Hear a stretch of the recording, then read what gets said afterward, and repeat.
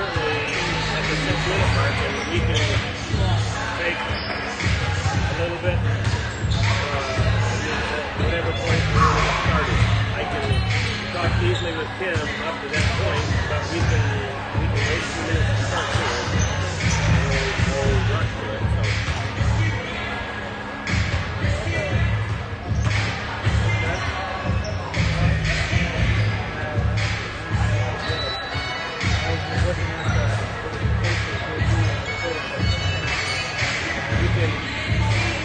Go to Bethany's website. It's fairly easy to get to the live stream now. Link has been put on there.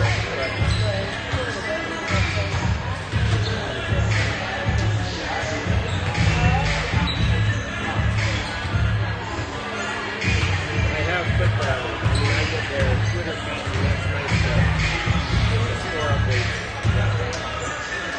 Pretty much keep track of what's going on.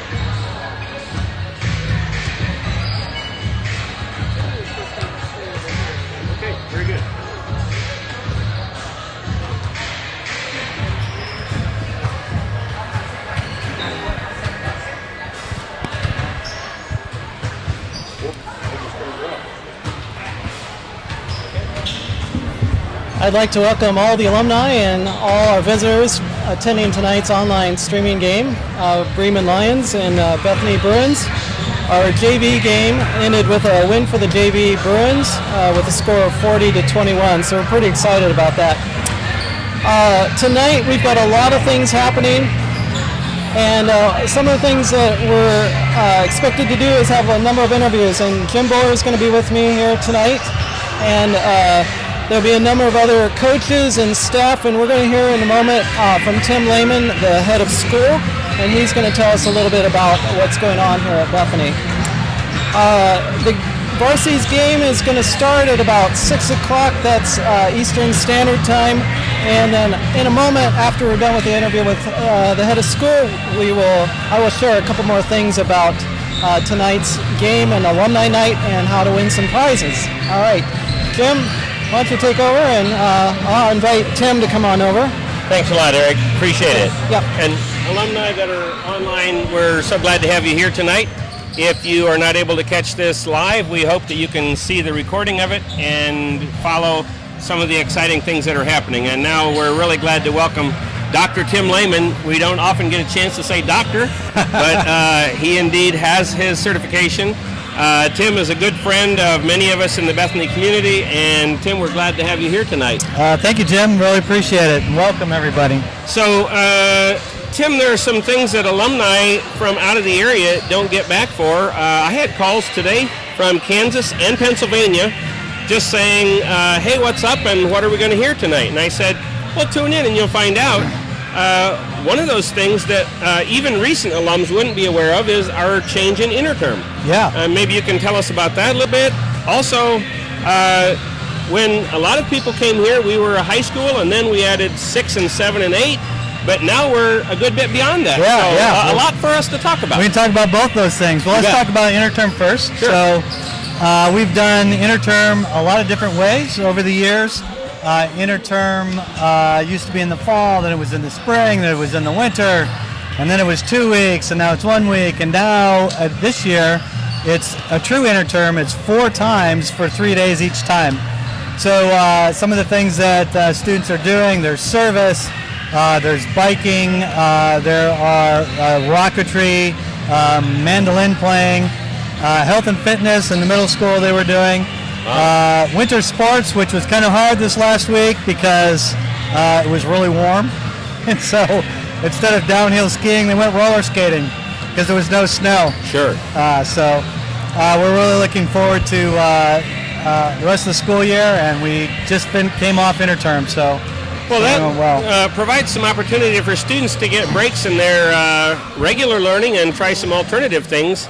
I know when we would have it in the fall or the spring, it could interfere with athletic schedules and drama productions, so this has to feel like a nice compromise and kind of a new venture for us to try again. Yeah, and the big part of it is that students can do 3 or if they want to 4 different interterms, and they can experience a lot of different things instead of one thing.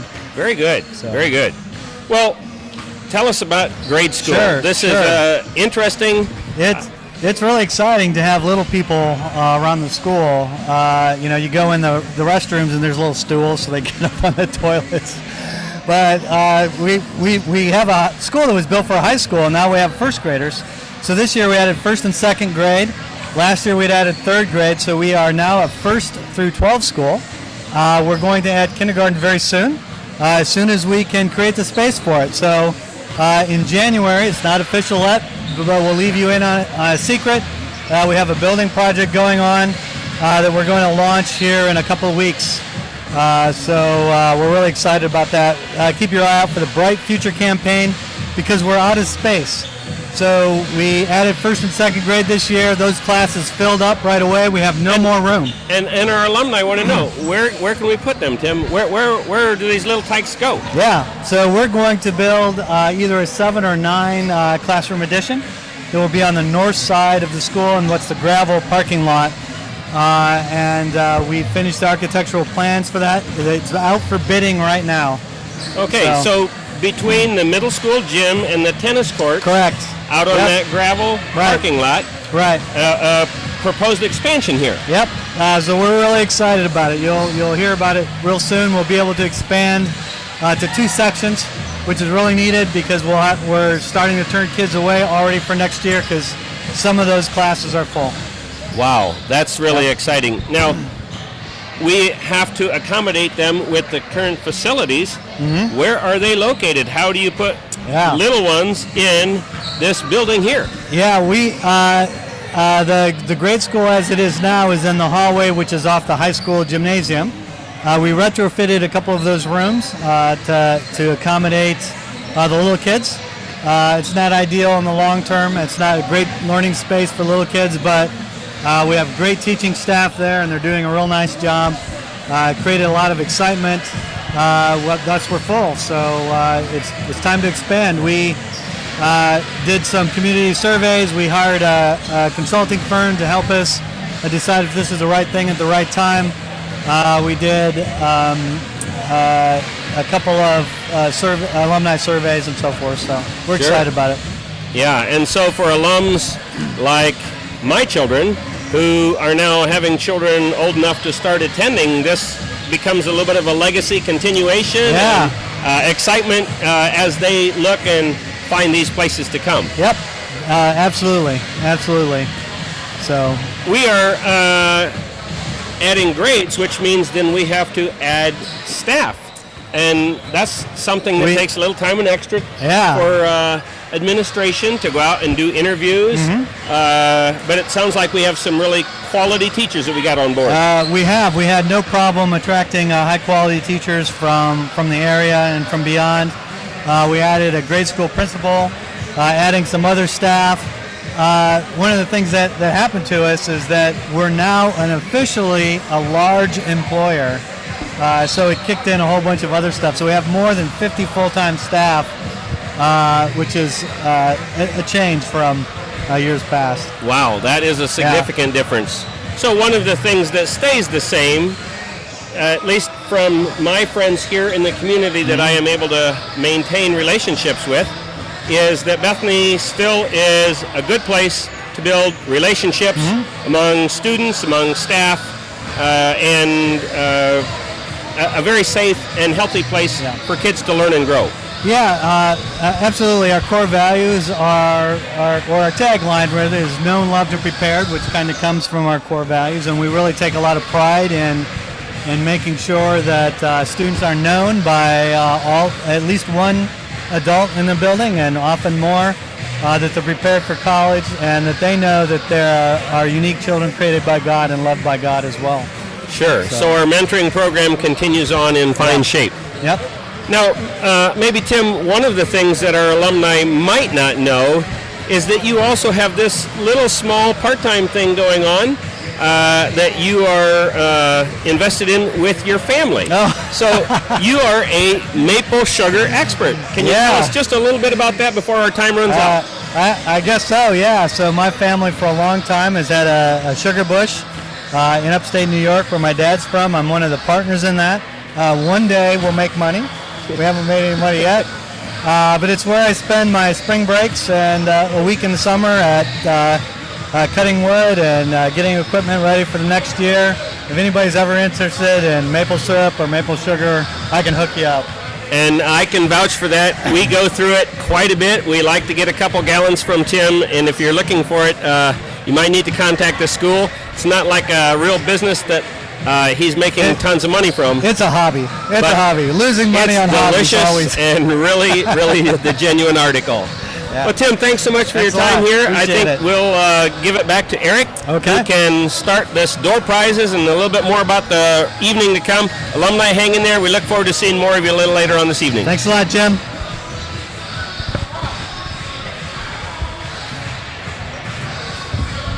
Thank you, Jim. Thank you, Tim, for spending time with us this evening. I want to tell you a little bit about Alumni Night and what's happening for prizes and how you can win some prizes tonight. First of all, let me tell you a little bit about some of our sponsors. We have Anabaptist Mennonite Biblical Seminary, Bethany Christian School Advancement Office, Das Dutchman Essen House, Electric Brew, Goshen Brewing Company, Greencroft at Goshen, and Rothschild Artworks have all helped us with giving us some gifts for this evening.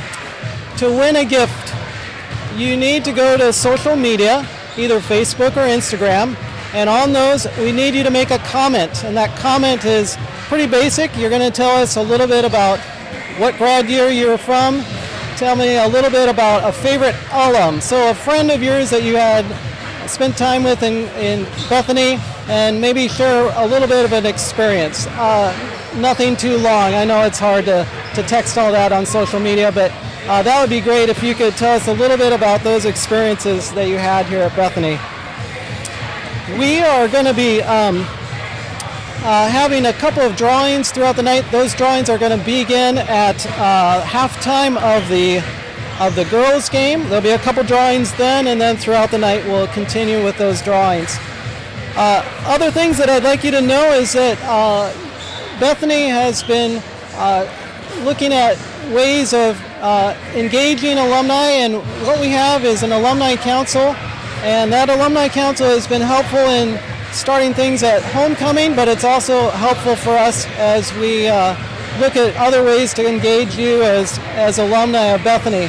So if we're also looking for people who would be interested in participating in the Alumni Council. So if you're interested, you can head to our homepage at bethanycs.net and go to the Alumni tab, scroll down and hit Alumni Information.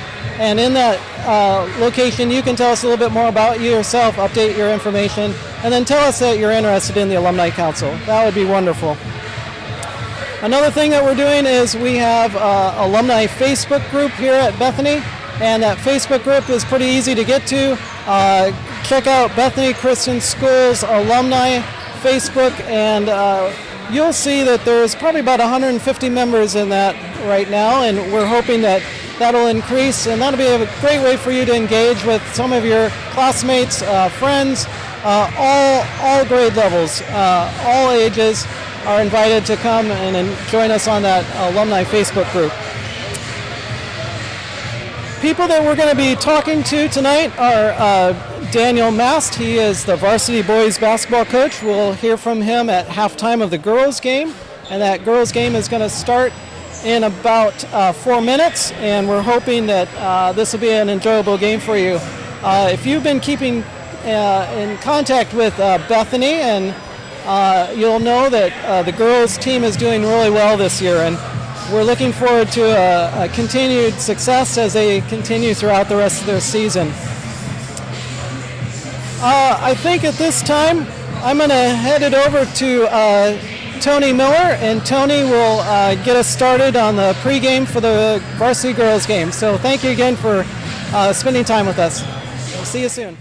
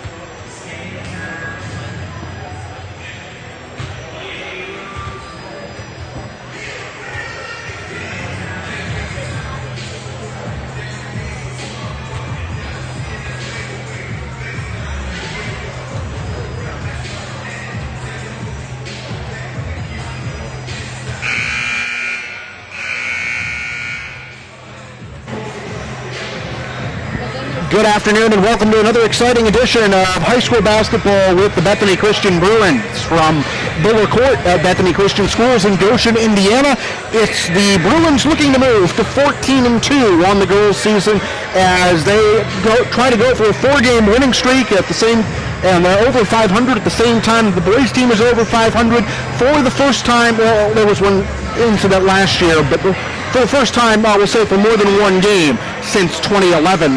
They're taking on Bremen tonight as the Lions come in at 5-10 overall. They're 5-4 in the Northern Indiana Conference, but that's a Bremen team that plays the majority of its schedule in classes 3A and 4A, which means that the record may be deceiving, but we should be in for a good contest this evening here on Buller Court.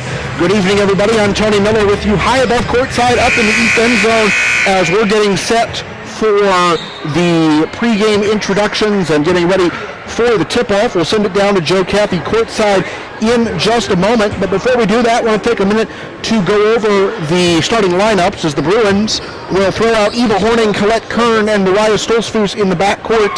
Kirsten Todd and Zoe Willems, a 5'7 junior and a 5'10 senior, in the forecourt as Willems comes in 58 points, if it's shy of 1,000 for her career. She needs 11 to move into the number 3 spot in program history. Also needs 4 rebounds to get to number 3 on that list and checks in just shy of 200 career steals as well.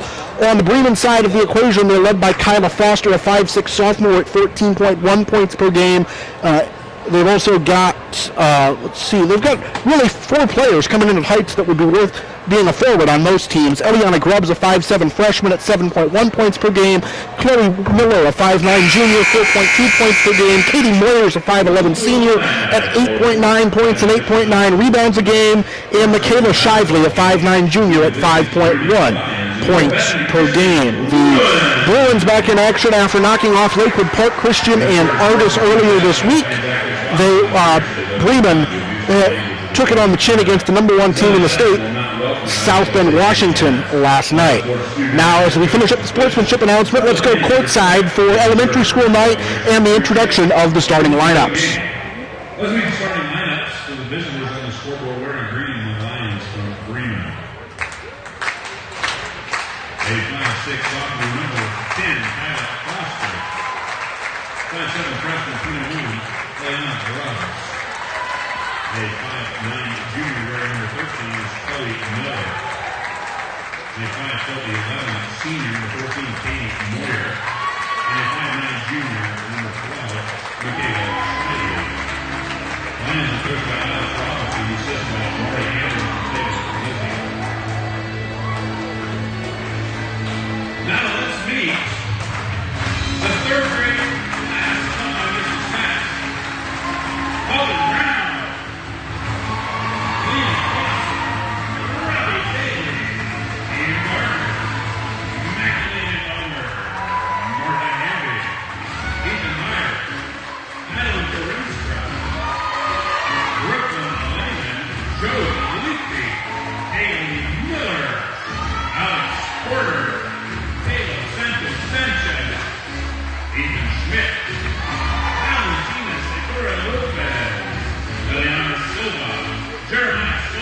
Jonathan Inver and Renee Yoder, the third graders here at Bethany. And now, get on your feet, put your hands together. Starting line with Bethany Christian Bruin. They 5'1" junior, Eva Horner. They 5'16", wearing number 14, Colette Turner.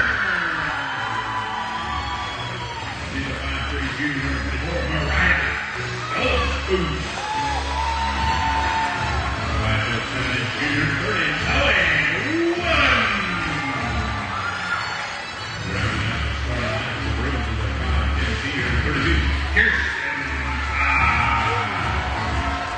Bruins are coached by Krysten, Parson, assisted by Martin Nichols and Brenton Barnhart. Officials for the girls varsity matchup line include Eric King and Tyson Miller. And we're back from Buller Court this evening as Bethany Christian and Bremen get set to tip things off. It's the 16th game of the season for both ball clubs, coming into the final few weeks before the end of the regular season. The Lions are out on the court in their traveling green uniforms, white numerals trimmed in black. Bethany in the home whites, they've got blue numerals trimmed in black as well, and Bethany will go from left to right on your streaming device here in the opening quarter. Krysten Todd in the center jump circle going against Katie Moyer. The Lions win the tip, and they will go from right to left on your streaming device, finishing up at the far end of the floor from our broadcast position here in the east end zone. There's Zoe Williams coming away with the steal, and we're going to get a foul and hold in the process. Looks like it will go against the Lions. We'll get the number signaled into the scorers table here as Kyla Foster picking up her first personal foul. Indeed, that's the indication. So if you were with us for the pregame show a few moments ago, I noted that Zoe Williams needs 4 more steals to become the 4th player in school history with 200 for her career, as the pass goes down in toward the corner and it's turned over by the Bruins. Ball goes back to Bremen with 23 seconds gone in the opening quarter. So each team has had the ball once, and we're still waiting for our first shot of the night in the 0-0 ball game, second of 3 games here on Buller Court on Alumni night. Moyer on the right side wing gets the ball over for a 3-point try. It rolls around and falls. Kyla Foster in with the first bucket of the ball game. 3-0 Bremen, 7:17 to go, first quarter. Stoltzfus brings the ball up the floor for the Bruins. She's got Todd at the top of the circle, giving the ball off to Stoltzfus, or to Williams rather, on the left side wing. That is Stoltzfus, right slot, driving around her defender, running into a much taller player. Of course, a lot of players are taller than Mariah. She checks in at 5'3". This is Williams on the right side wing, bounce pass underneath to Todd, who set a career high with 19 points earlier this week. Todd's double team, kicks the ball back out to Williams in the corner. She drives baseline, runs into a double team herself, gives the ball to Eva Horning, who loses it off her leg. And we're going to get a held ball that will give the ball to Bethany on the alternating arrow here with 6:47 to go in the first quarter. So a fresh possession forthcoming for the Bruins. And they've got to get the ball in here. First of all, it comes in over the top to Williams out on the volleyball 10-foot line. 2 dribbles forward. She gives it to Stoltzfus, who backs off between the rings. Mariah dribbles to her right, cuts back outside toward the Buller Court monogram. They skip it across to Williams, who picks it up on a bounce on the left side wing. Now Williams goes back inside the arc on 2 dribbles, picks it up, gives it underneath to Todd. Once on the floor, back out to Williams, 3 from the left side wing. Rattles off the iron.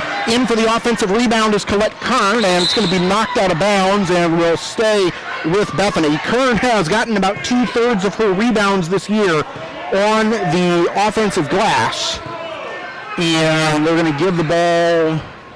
Let's see, we're giving the ball to Bethany and staying on this end of the floor, it looks like. There was a little bit of confusion about whether the color that was indicated was the team that it went off of or the team that was getting possession, but the Bruins will keep it. Down 3-0, 6:14 to go, first quarter. Williams fakes left, goes right, runs into a double team. This is Horning, top of the circle, hand off to Stoltzfus. Mariah moves back to her left, gives the ball to Williams, who thought about the 3, backed off instead. Horning on the right side wing, over to Kern in the corner. Colette looking right, goes back left to Stoltzfus. 6 minutes to go in the opening period.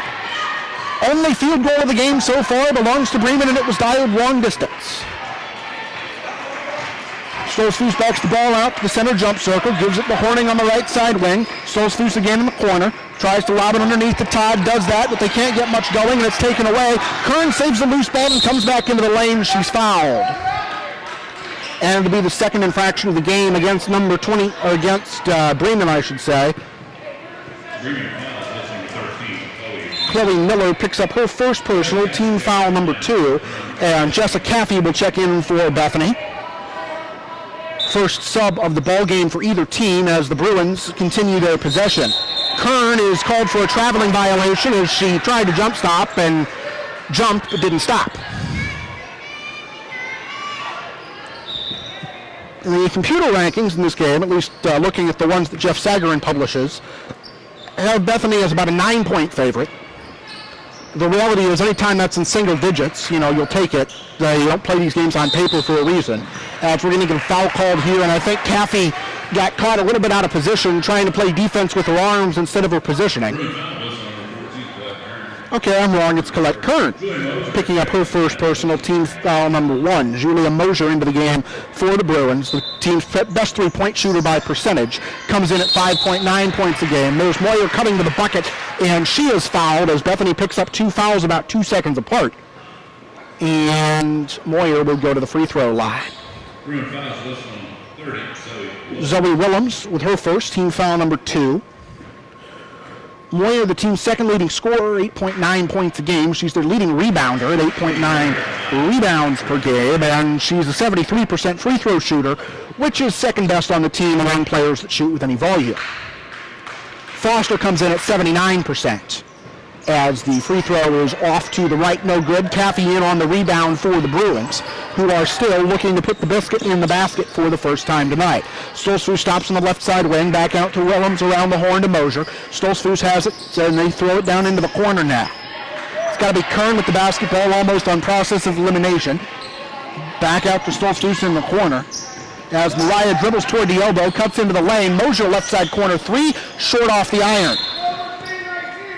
Rebound was grabbed by Kyla Foster and away from the play. We're going to get a defensive foul called against Bremen as they got Moyer reaching.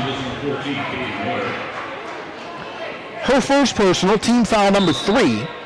So the Lions have used up half of their common fouls here in a little more than 3 minutes for the first half. Bounce pass came into Caffey, waited a little bit long to get rid of it. She does dish to Stolzfus.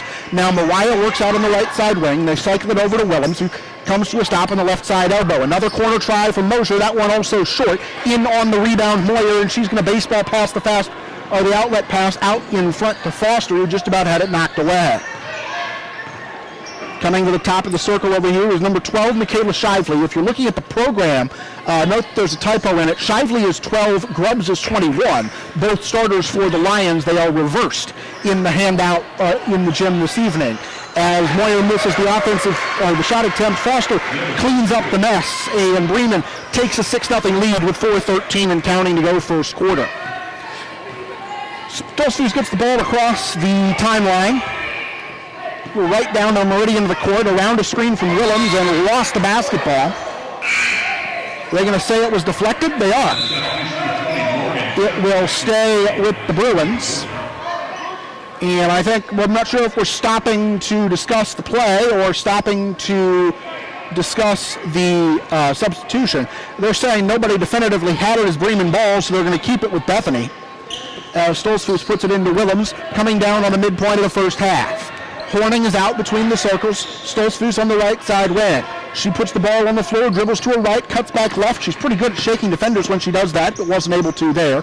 Willems splits 2 defenders, has the ball knocked away by the second. Stolzfus in the corner, coming back to the top of the circle. 3:40 to go, first quarter. Of course, no shot clock to worry about in high school, and the pace of this game suggests that could be a factor. As the three-point try is up and too strong from the Bruins. Rebound tapped back out to Willems. She drives, goes baseline, throws it underneath it. The pass eludes Chupp and comes to Stolzfus. Her runner in the lane is short, and it is kept alive by the Bruins. Three-point try from Willems on the way and good. Zoe's got the Bruins' first 3, and Bethany is back within 3, 6-3. 3:12 to go, first quarter. Bruins trailing Bremen 6-3. This is a 30-second Bethany timeout. And before we get into thanking our sponsors for the evening, we do want to recognize that Bruins Vision is not just here because it's Alumni Night. We've got all the Bethany's home games coming your way on Bruins Vision, and the Bruin girls are back in action on Thursday at the key sectional matchup against Blackhawk Christian, which comes up from Fort Wayne. JV action starts at 5:57. Varsity follows that at 7:30 right here on Bruins Vision. Out of the timeout, Bruins with their same five on the floor. No doubt the same five that it was, although Morgan Chupp checked into the ballgame at some point, number 20. Bremen still with its starters on the floor. That is Shively getting the ball back to Grubbs, a freshman bringing the ball up a point here as we come down on 3 minutes to go first half. Moyer drives across the top of the circle, gets around, Chupp goes down and lays it in. Moyer with 3 points, Foster with 5. That's all of Bremen scoring so far as they lead 8-3. Now the Lions pick up pressure in the backcourt. Stolzfus gets around 3 defenders, making a fourth, gives it to Willems, right side wing, got it! A quick 6 points for Zoe Willems. She's 2 short of 950 for her career now. School record of 1,188 held by Jill Troyer Miller, well in her sights. Moyer stops on the right side block, misses the shot. Miller goes back up with the rebound, no good, and we're going to get a foul called as I think Eva Horning was trying to play larger than her height, and that resulted in, actually they got the foul, okay, they got the foul on Moyer, and that's her second. But usually in that situation, it's the short player trying to be large, and Horning would fit the definition of the short player. As we're going to see Colette Kern and Julia Mosier check back in for the Bruins. They trail at 8-6 with 2:27 to go first quarter. So for Bethany, Stolzfus, Todd, Willems, Kern, and Mosier on the floor. This is Willems between the circles. Working over to her right, gives the ball to Stolzfus, who hasn't scored yet because Willems has all 6 of Bethany's points. Willems looks to feed underneath. That's Todd going up with the layup. She missed it on the strong side. Got the rebound, tipped out to Kern. Kern puts the ball on the floor, goes back underneath. Her shot is, I'll say, altered, but they will say that Kyle Foster got more than she bargained for. Picks up team foul number 5, player foul number 2. And I do have to think that foul shooting was an area that could favor the Bruins this evening. Bethany is a 69% free throw shooting team with Willems and Stolzfus both north of 75%. Colette Kern also a 65% shooter. Bremen comes in at 58%, and of their top 4 shooters by volume, 2 of them are in the 30s in percentage. Kern knocks down the second set of free throws, and from a 6-0 Bremen lead, it is 8-8. Lions with the basketball, though, so Bethany would need a stop before they could pick up their first lead of the ball game as they get the ball out to the left side wing, and it's going to be Kincaid is trying to maneuver things. Bremen will call its first time out of the contest. So both teams have used a 30 here in the first quarter.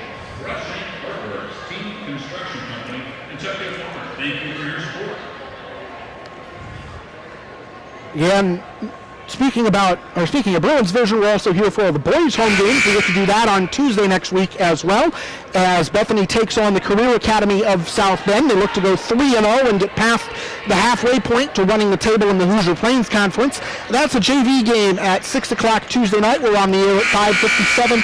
Varsity follows at about 7:30 Tuesday night on Bruins Vision.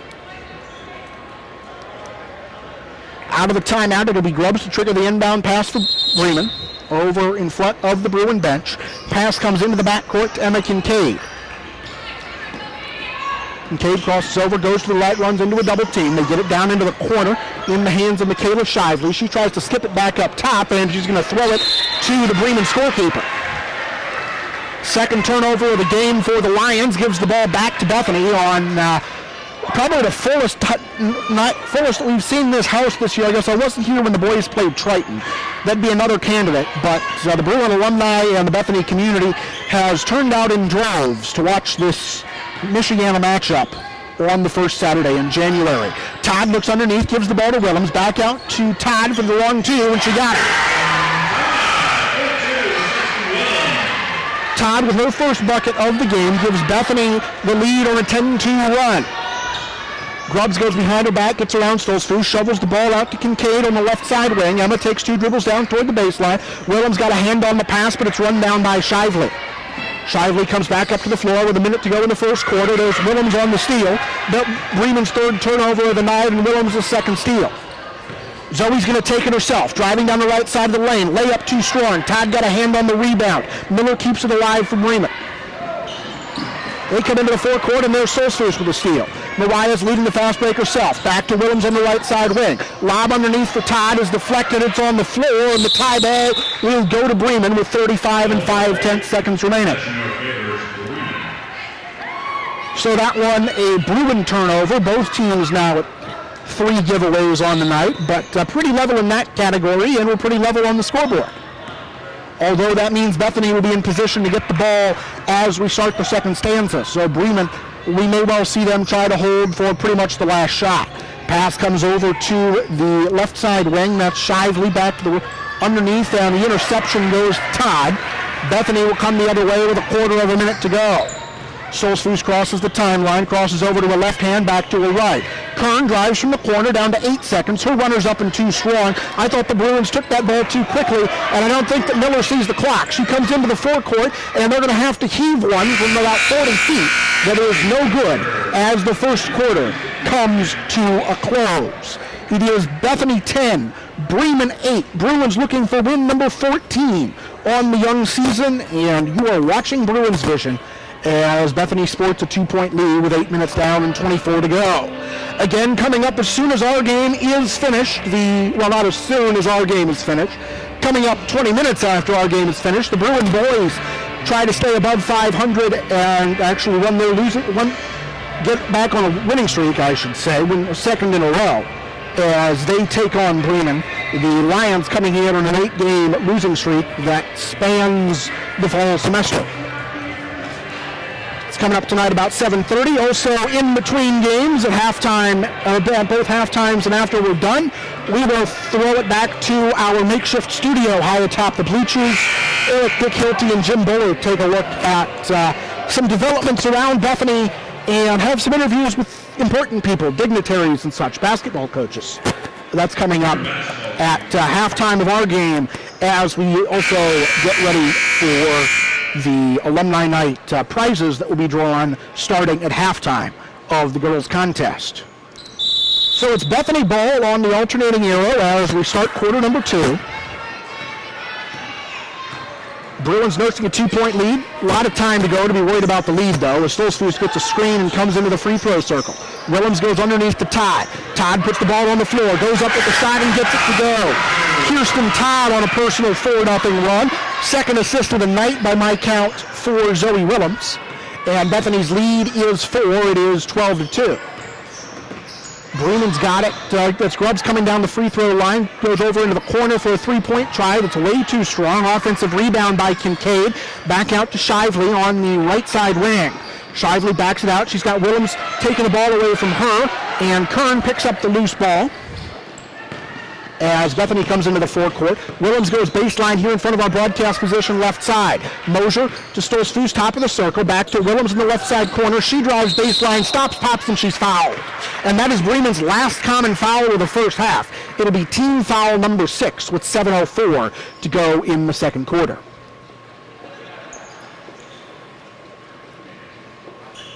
And they're going to get the foul coming over the top. I think I saw the hand signal. Sort of going over the top and hitting her in the head as the foul's called on Shively, her first, team foul number 6. Willems comes into the ball game a 75% free throw shooter. She rolls in the first. She's been higher than that figure for most of that game, but as she's nursed, it looked like either some cramping or an ankle injury the last couple of games. anytime your base gets altered, shooting of any kind, but especially the set shot at the foul line, becomes more and more difficult. 13-8, Bruins in front by a couple of Fibonacci numbers. 6:56 to go, first half. Driving into the lane, there is contact, and I think we got a knee-on-knee collision that will go as a foul on Colette Kern. That is her second, which her second personal tends to mean that she likely comes out of the game here. As Bremen will go to the bench, I see Moyer coming back in, also Foster checking in.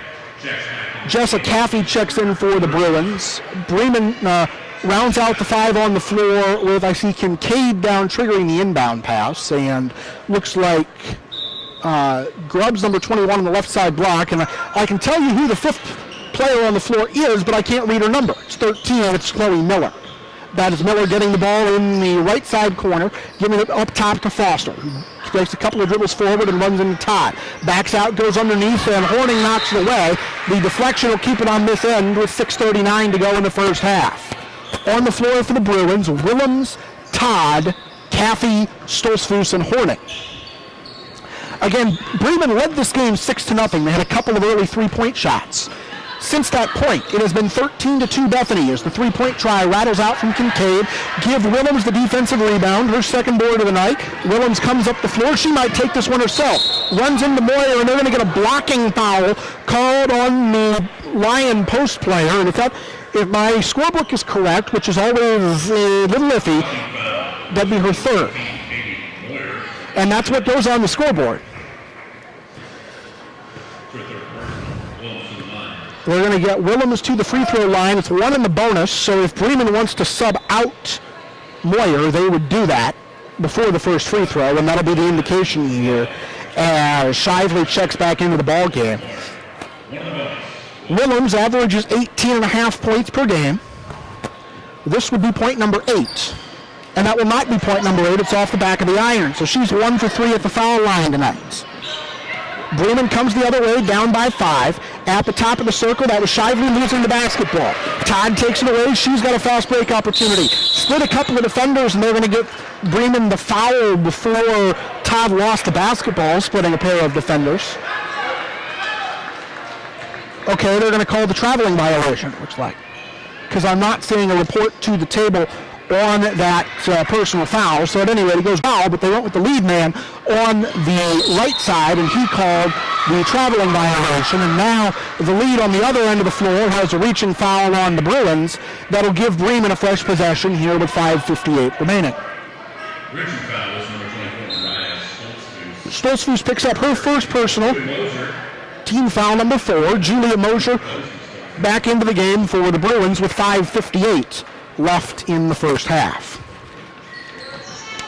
Bremen throws the ball in. This is Shively working from the left side wing. She goes underneath. That is Grubbs working against the double team. Back out, passes past Mosier. It is into the backcourt, and it'll be over and back against the Lions. 7 Bremen turnovers here in the first 10 minutes and 13 seconds.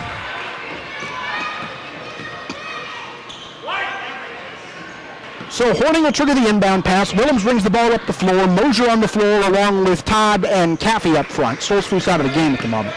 That's Willems going underneath to Todd on the left side block. Dribble and steps before the dribble. So a turnover on the Bruins gives the ball back to Bremen. But it's got to be pushing 7 minutes. But Bremen's had 1 field goal here. Pass comes underneath. It goes through the hands of Foster and out of bounds. So the Lions answer 1 turnover with another. Stolzfus will check back in for Bethany. Now Willems departs with 5:28 left. Bruins with the full 84 feet to go, but they are free of pressure here until they get to about the top of the circle. So Stolzfus comes down as she comes through the center jump circle. Dribbles in her right hand, blacks over to the right side, now cuts to her left, stops at the elbow, backs out, gives the ball to Horning out between the rings. This is Mosier on the left side wing, looking to her left, now dribbling to her left. Todd, left side back to Stolzfus, top of the key. Mariah 2 dribbles forward, back to Eva Horning underneath. Pass was deflected away from Todd. It is picked up by Caffey, who is sitting on the floor, and the alternating arrow will give it to Bethany, I think.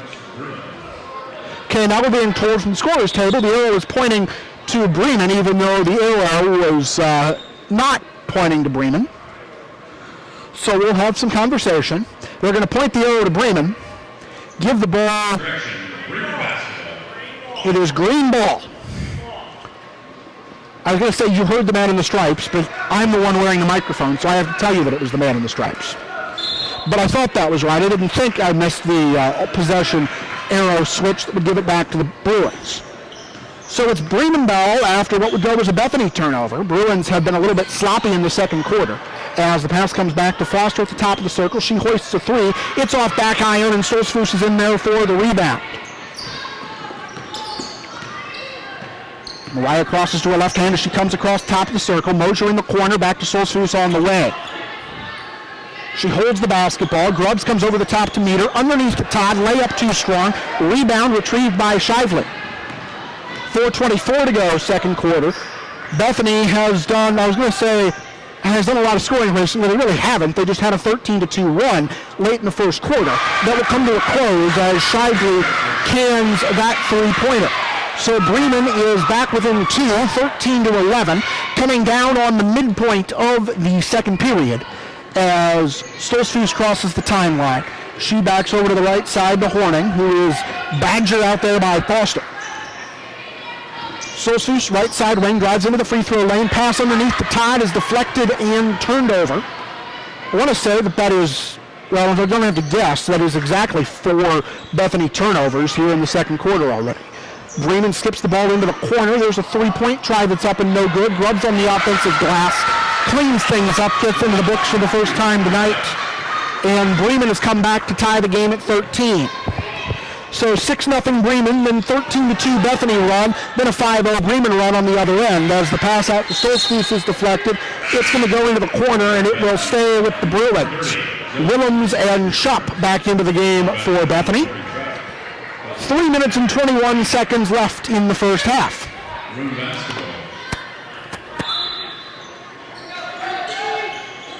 Pass goes in and underneath the Caffey. Her hook shot is up and too strong. Jessica got a hand on the rebound. The rebound got grabbed by Miller, and they're going to get somebody coming over the top on the foul.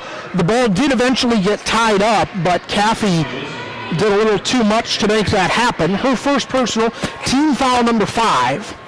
So the Lions will get the basketball with a chance to go back in front, coming down on the 3-minute mark. And the other thing is, Katie Moyer is not going to magically get out of foul trouble, as Zoe Willems is called for the foul there, her second. But Moyer will still have 3 fouls, but we're going to see her in the second half after she left early in the second period with those 3 personals. Kirsten Todd back into the ballgame for Bethany. Jessica Caffey will depart with 3:05 left in the quarter. As the pass goes over there, and we're going to get a foul. That one's on Mosier. Reaching in front of the defenseless player. And there was some confusion among the officials about who had to report the foul, but it will send Bremen to the free throw line. Emma Lawmaster checks into the ball game. Emma Kincaid will go to the foul line for 1 and bonus. Kincaid, a 43% free throw shooter this year, and she missed that one off to the right. Willems in on the rebound, and Bethany comes up the floor with Stoltzfus on the left-hand dribble. That's Chupp underneath. Mosier in the left-hand corner. Stoltzfus on the wing. Back to Chupp underneath. She shovels it to Willems, who skips through a pair of defenders, and she is fouled. So Willems will go back to the free throw line. We'll see who the Bremen foul is on. That's Shively's second personal, so Bremen's in a spot of foul trouble here. That's the 3rd player with 2 fouls in the first half. Willems' first free throw up and good. That was it's a shooting foul, so she was going to get the 2 shots even if she missed the first. Willems with 8 points tonight gets her exactly to 950 for her career. Second free throw on the way, rattles out. Rebound grab for Bremen by Miller. Coming across the floor into the forecourt is Kincaid. They go underneath, and layup is up and good. That is Shively getting in the scoring column, and Bremen's back in front 15-14. The Bruins have done a good job of getting to the foul line. They've picked up 8 Bremen fouls in the first 13 and a half minutes of the game, but they have not done a great job of converting those free throws. They're 2 for 5. Stoltzfus is out in the corner trying to drive around Kincaid. She comes into the lane. Little hook shot on the way off the short side of the iron. Tipped into the corner for the defensive rebound from Shively. Shively up the floor with 2:12 to go, first half. Dribbles on the right side. Stoltzfus not quite close enough to get the 5-second count started. Now they give it back to Miller. Coming into the lane, that is Willems with the steal, and she can get out in front on the fast break. I thought there was contact on the layup, and so does Krysten Parson on the Bethany bench. No, she isn't worried about the contact on the layup. That'll happen. She's worried about the rest of her team not getting back, as Horning will come back into the game. So give Bremen the block, but the ball goes back to Bethany on the out-of-bounds play. I've got Chupp back into the ball game got Kern into the game for Chupp along with Eva Horning checking back in, 1:56 to go. Still though, off the takeaway, it's a fresh possession for the Bruins. Pass comes in over the top. Todd ducked out of the way of it, and Bethany was able to keep things alive. That's Stoltzfus out to Willems, right side wing, 3, too strong. In on the rebound was Kern. I think the Bruin bench wants a foul on Foster for going over the top, and I can't say that I disagree with that. Right in front of our broadcast position, as the Lions work it back around for a 3-point try from Shively. She left that one short. Offensive rebound kept alive by Foster. Here's another 3-point try from Shively. That one's too long, and it's out of bounds over in the direction of the water cooler. Bruins have forced 9 Bremen turnovers, but they've given the ball up 7 times themselves, and they haven't shot it particularly well. Just 1 field goal and 4 points of any kind in the second quarter. 7-4 Bremen since the quarter break. This is Stoltzfus on the right side wing off a screen from Todd. Horning on the left side wing. Underneath, pass to Todd is knocked out of bounds off the left hand of Chloe Miller. And it's going to stay with the Bruins as Grubbs checks back in. 1:08 to go, second quarter. Bremen by a point, 15-14. Willems triggers the inbound. She looks at Stoltzfus, looks back at Stoltzfus, and passes it on the third try. Stoltzfus going to fake the handoff and go baseline. Cuts around one defender, misses the shot. Rebound, tap back to Horning. Her layup no good. Third opportunity for Todd is enough. Kirsten Todd with 6 points tonight. Bethany leads by 1, 16-15. 50 seconds to go, second quarter. Driving down toward the baseline was Kincaid. Thought she might have accidentally jumped as she went into the corner. Now they're going to skip it into the corner, and Miller has to keep it in. 40 seconds to go. Pass underneath, deflected by Horning. One down, no, for Bremen by number 12. That's Shively. Now the ball's on the floor. Willems picks it up, and a timeout called by the Bruins with 32 and 3/10 seconds remaining. This is going to be a full Bethany timeout, and since it's our first timeout of the second quarter, we want to remind you that we'll be back here for the next girls' home game on Thursday as the Bruins take on Blackhawk Christian of Fort Wayne. That is what is that? Goodness. There's a 6 o'clock JV tip-off at the Varsity following at about 7:30.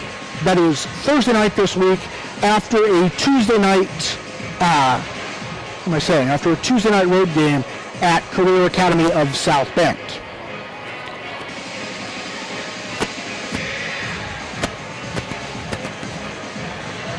So we're here for every remaining Bethany home game on Bruins Vision, although I know we've gone minus commentary for a couple of games because we get tied up with, we get tied up with the new streaming systems going here. I think you'll hear about some of that between games from Gary Chupp, the athletic director, as we'll also have, who we have coming up at halftime of the girls game, Daniel Mast, the boys varsity basketball coach from the class of 2006. As Bethany's going to walk the ball into the forecourt.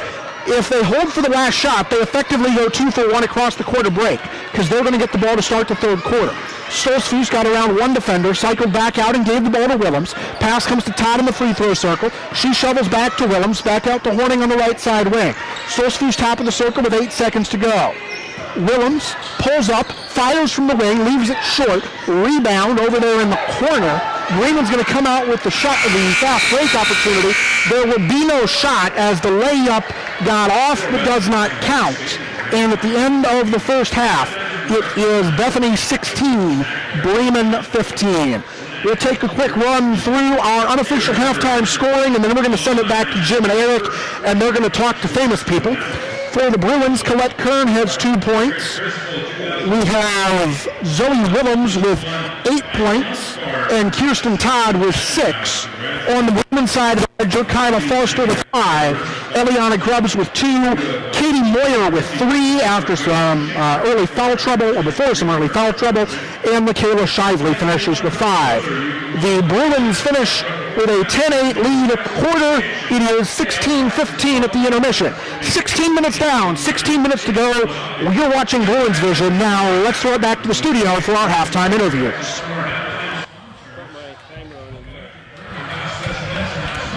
Okay, I'd like to welcome you back. We had an exciting first half of the girls' game. Again, I'd like to remind everyone how to win on social media. So all you have to do is go to that Facebook or Instagram post and make a comment and follow the expectations on the comment. Now at this time, I'm going to invite Daniel to come over. And just a reminder about some of our sponsors. We have Goshen Brewing Company and Anabaptist Mennonite Biblical Seminary, who's been sponsoring tonight. So thank you, and I'm going to let Jim, I'm going to have you introduce Daniel a bit. Here. Thank you, Eric. And thanks to our sponsors. And it's really good for us to welcome our coach, Daniel Mast, to the booth here. We are having an exciting year.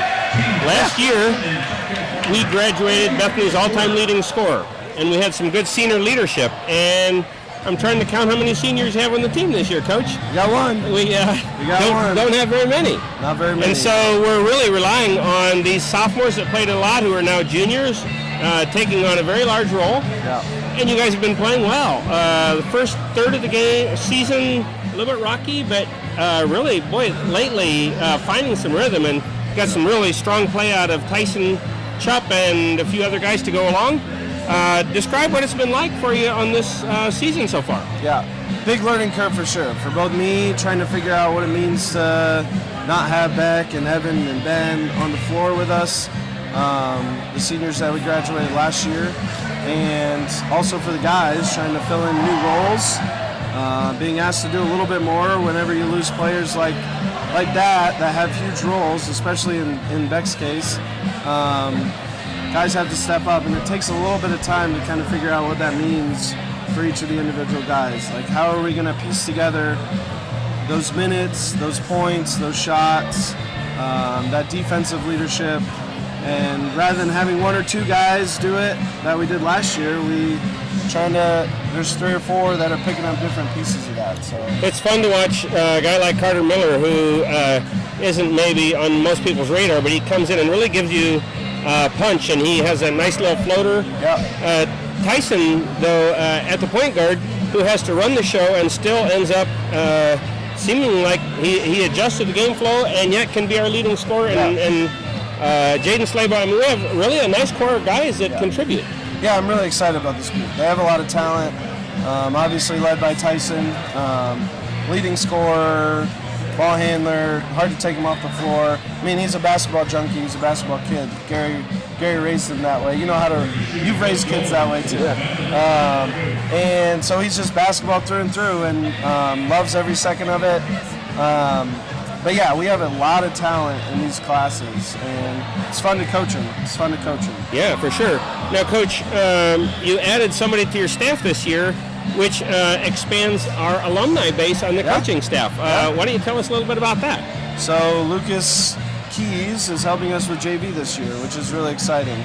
Moving to have a younger kid or a younger guy that's really excited and loves to be in the gym, a basketball junkie, and is doing a really good job with the JV group. There's another young group, all freshmen, basically a We have one sophomore on the JV that's playing. So he's doing a really good job with them. And then also it allows John Mast, who's also an alumni, and my father to kind of slide over into his certainly a more preferred role of being an assistant. Yeah, and he does such a marvelous job. He assisted me for many years, and he really knows basketball. And while he was head coach with the girls program as well, he's been in many roles here, but just ideally suited for giving advice and support and encouragement. And he can get after you at the same time, but nice that you have a balance, and now Lucas to join in. Yeah. And now I don't have to do any of the drills because I'm not the youngest one on staff anymore. Exactly. So I remember those days when I could no longer really run and keep up with the guys. And you're like, okay, I can tell you how to do it. I'm not going to show you how anymore. There you go. Let's talk about our the last half of the season here now. We have a lot of good games with 2 and 3 schools coming up, and yet our sectional, I don't think, as we've talked prior to this recording, that there's no one that we can't beat. So that gives a lot of optimism. That's right. Yeah, I mean, we play a really tough schedule. I feel like you kind of started that trend here where you're scheduling tough. You're not trying to get wins in the regular season. We're trying to get postseason wins. And you alluded earlier to our rough start. We had some growing pains, but we also played West Noble, who's one of the better teams in the area. They sure are. Lakeland, who's a load in the NECC, and then obviously Westview is always a powerhouse. So, and you know, we keep those 2As and 3As flowing into the schedule in the second half. So, I think it helps get us prepared, and we have a chance. We've got a chance. That's what you want to see as we look now at this particular roster. Where's the ceiling for them? So we're playing lots of guys that are going to be back again next year. We want to finish this year strong, and sometimes that opportunity presents itself. We got 15 seconds left. What do you hope for out of this year? Hey, I'm not putting a ceiling on this group. I don't know what they're capable of. They work their tails off. They got talent. I think we're going to bring back a lot of experience next year. So, I don't really have a ceiling that I'm going to put on this group. Fantastic. Well, we're really proud. You'll enjoy seeing the guys as they come around next, and we'll turn it back to Eric for some door prizes. Thanks, Alumni, for tuning in. Thanks, Coach. Good to have you here, Coach.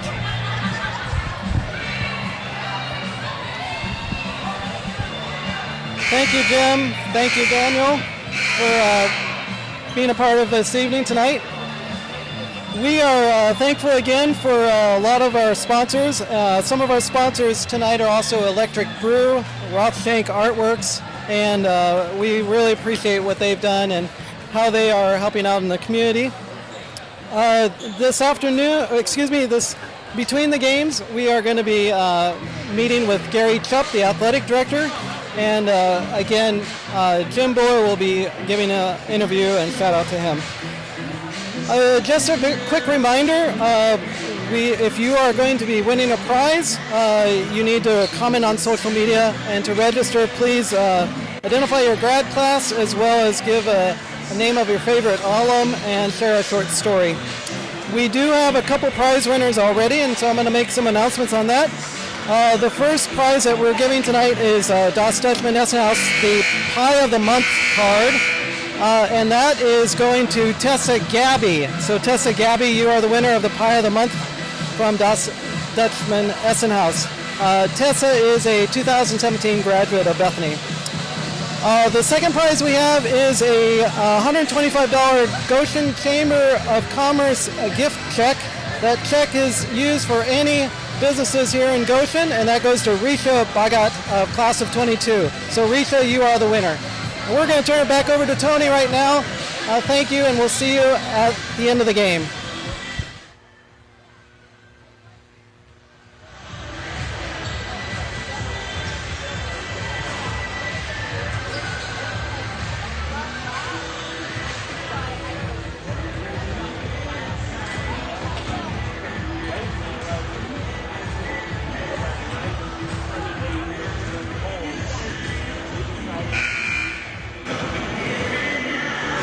Welcome back to the broadcast booth, high above courtside, looking out on the east end zone over Buller Court, where Bethany Christian leads Bremen 16-15 at the intermission between the first and second halves. I'm Tony Miller with you this evening as we work through the second of 3 basketball games here on Alumni Night.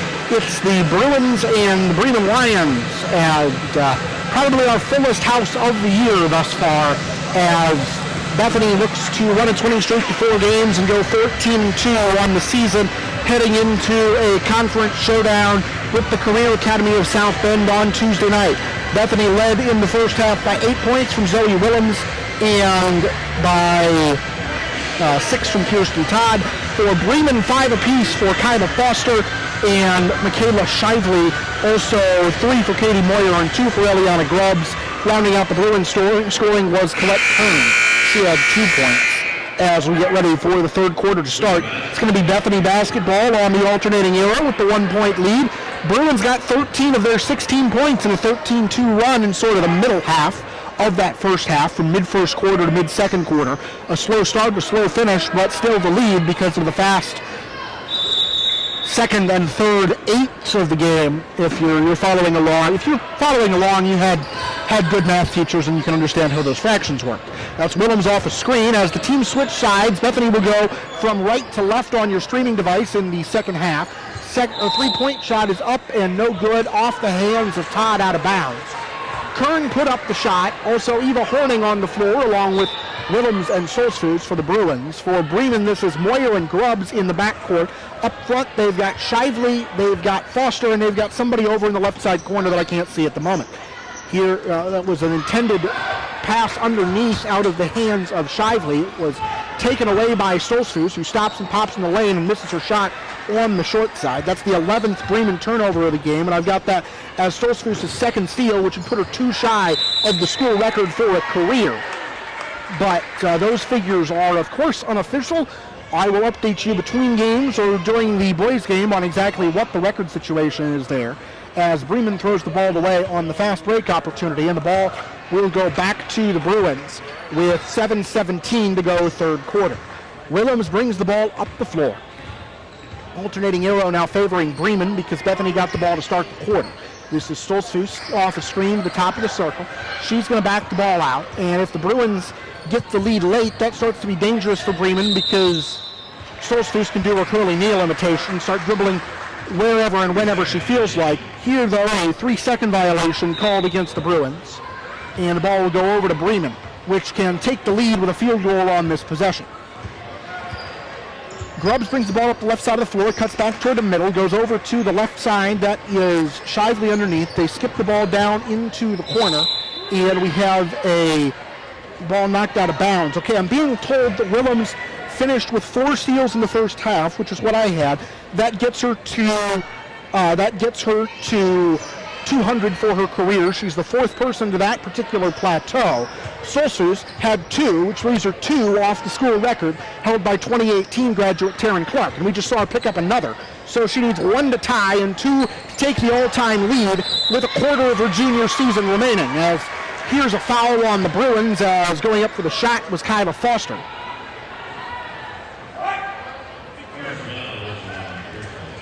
Krysten Todd picks up her first personal, team foul number 1.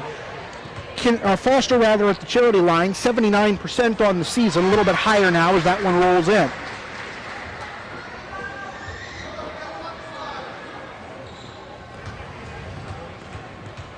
Second free throw on the way for Foster. That one also good. So she's got 7 points, which is a team high and one off of Willems' game high thus far. Bounce pass goes into the corner for Stoltzfus.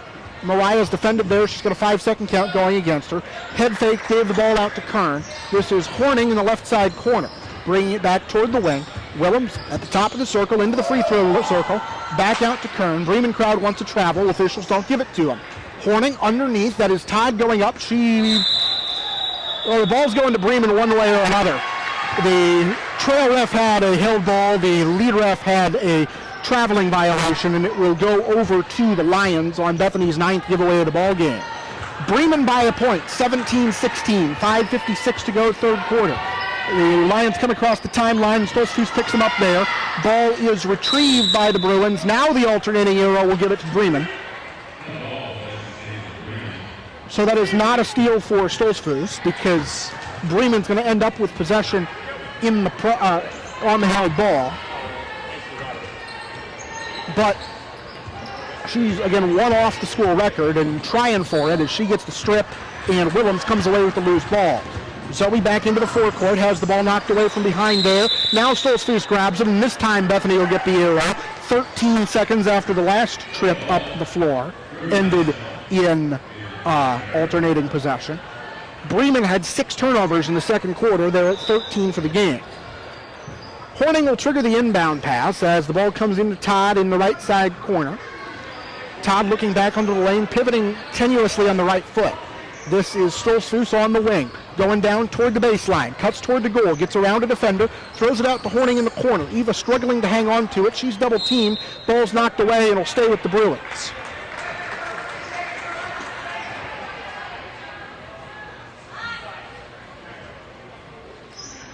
.5:22 left in the third. Bremen 17, Bethany 16. Stoltzfus will trigger it from the corner down there by the water cooler. Pass comes up to Willems on the left side wing. She's going to dribble into the lane. Triple team, throws up the shot and misses it. Todd reached over the top of Moyer trying to get the rebound and didn't get it. Moyer comes up the floor. She will go down the right side wing into the corner. It's out of bounds and will stay with Bremen.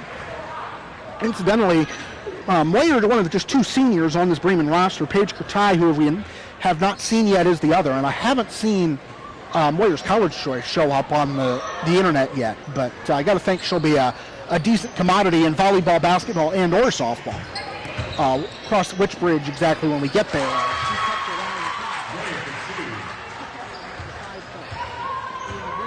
Nothing run to start the quarter. Bethany hasn't scored yet in the third period. This is Willems over to Stoltzfus in the left side corner. We got the 5-second count going on her. Now she dribbles to stop that count. Goes back to Todd in the left side corner. Stoltzfus thought about a 3. She also hasn't scored tonight. Of course, the Bruins only have 16 points as a team with almost 2.5 quarters gone. Stoltzfus backs out of the lane before she gets a 3-second count going on her. 4:27 left in the third. 19-16 Bremen in front. I believe the score is the same year that Woodrow Wilson was re-elected president. Stoltzfus top the free throw circle, backs the ball out as we come down to 4:10 left. Willems spins into the corner with the basketball. Back to Stoltzfus, left side wing. Mariah goes back down to Krysten Todd. Her shot up and rattles home. Todd with 8 points tonight. Bethany back within 1 at 19-18. Now Stoltzfus tries to reach around, and they're going to say she got the tie ball. That'll give it to Bremen on the alternating arrow, as we're going to get Jessa Caffey and Julia Mosier back in for Bethany. I think the Bremen fans want the reaching foul called, but a lot of times if you get the ball, they will let you get away with the reach, and they say she did that. Moyer takes the inbound pass, gives it back for a 3-point try from Foster. That's too strong off the iron and out of bounds to the Bruins with 3:44 to go in the third. So a Bethany possession with the full length of the floor to go. Any field goal at all would tie the game here.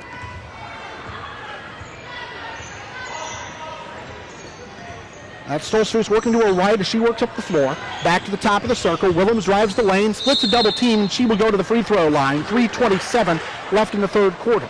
One thing Bethany did pretty well in the first half was get the free throw line. They got 8 Bremen fouls in that process as Michaela Shively picks up her third personal, team foul number 1 of the second half. Now Willems will go to the line, and she rolls in the first.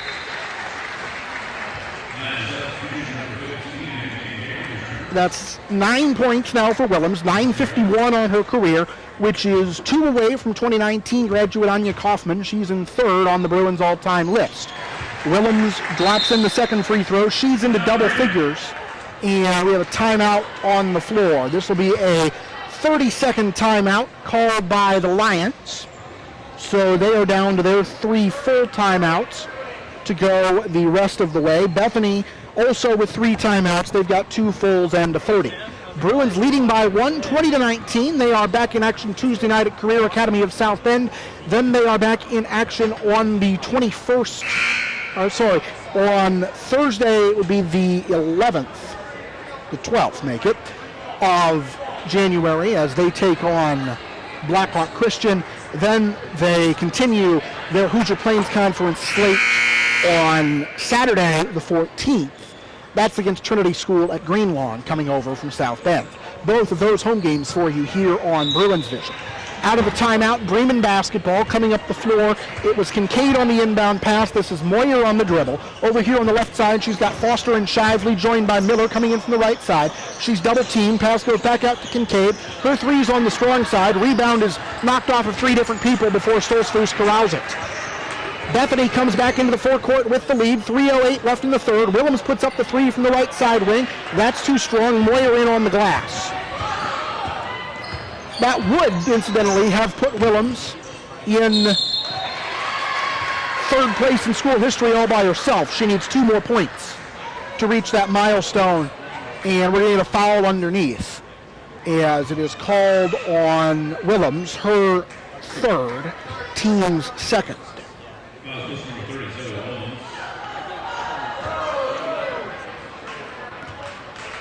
And we're going to get maybe some discussion back to the table on who the fouls are. As Coach Parson is saying, I'm not disputing there was a foul, but I think you got the wrong person. Moyer with 6 points. She rolled in the first free throw. And ties the game at 20. Second free throw on the way. Good. So 21-20 the Bremen lead. And Willems, who has 3 fouls now, whether the Bruins like it or not, brings the ball into the forecourt. This is Stolzfus working over to the right side wing. Willems on the left side as they skip it back. She looks underneath, drives, throws it into the corner for Caffey. Back underneath to Todd. Krysten turns, throws up the layup. It's no good, and she knocks it out of bounds going for the rebound. Todd came into the week averaging 5 points per game. Thus far, she's at 19, 2, and 8, which would be 29 points, or almost 10 a game in her last 3. As Moyer runs into the lane, there was contact but no whistle. 3-point try up and no good. Todd in on the rebound. It was Foster that missed the shot. Rebound to Stolzfus with 2:13 to go in the 3rd period. Bruins need a score to take the lead, but any old score will do. Bounce pass into the corner goes to Willems. She's double teamed, trying to get around it and try and knock a charge in the process. Stolzfus throws it back underneath. Todd keeps it inbounds, gets it back to Stolzfus. Baseline runner well short. In on the rebound is Willems. Back out to Mosier for a 3 from the wing. She left that short, and the rebound grabbed by Moyer. 21-20, Bremen in front. 106 seconds to go in the 3rd quarter. Pass over to the left side wing. They're not even going to think about getting it inside. 3-point try up and no good. And a shove from behind will be a foul on Bremen. Chloe Miller picking up her 2nd personal, team foul number 2. Todd a little slow getting up.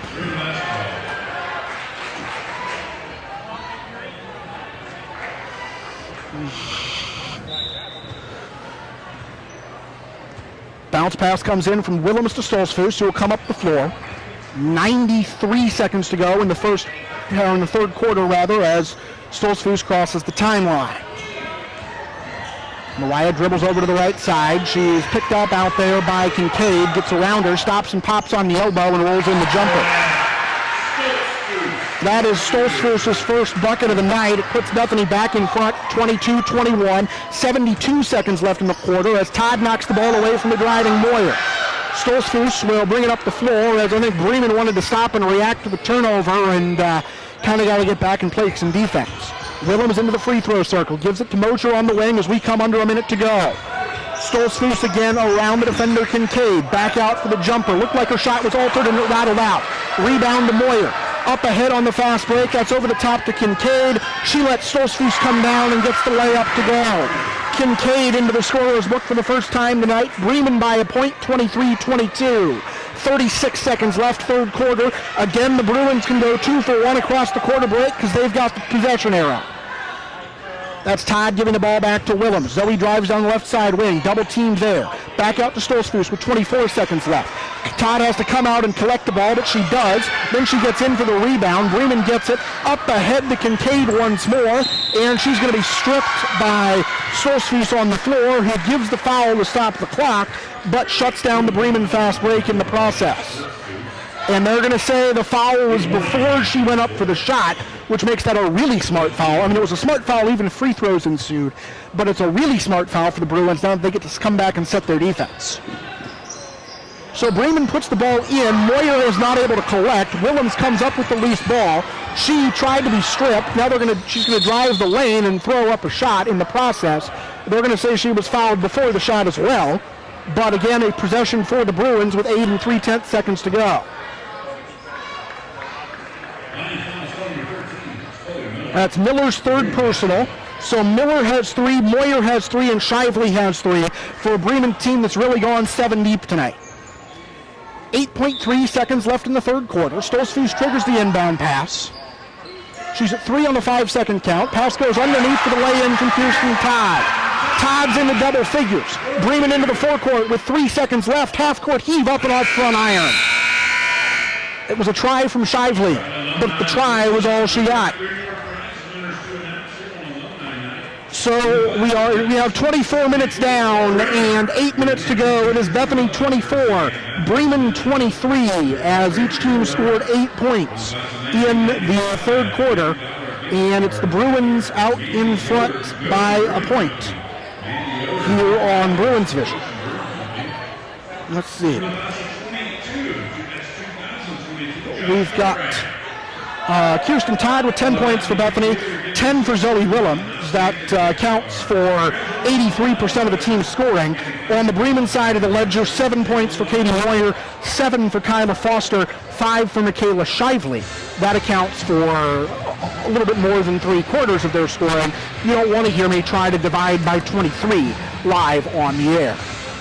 Again, coming up between games, we will have more visiting dignitaries to discuss the state of Bethany and what wonderful things we've got going on.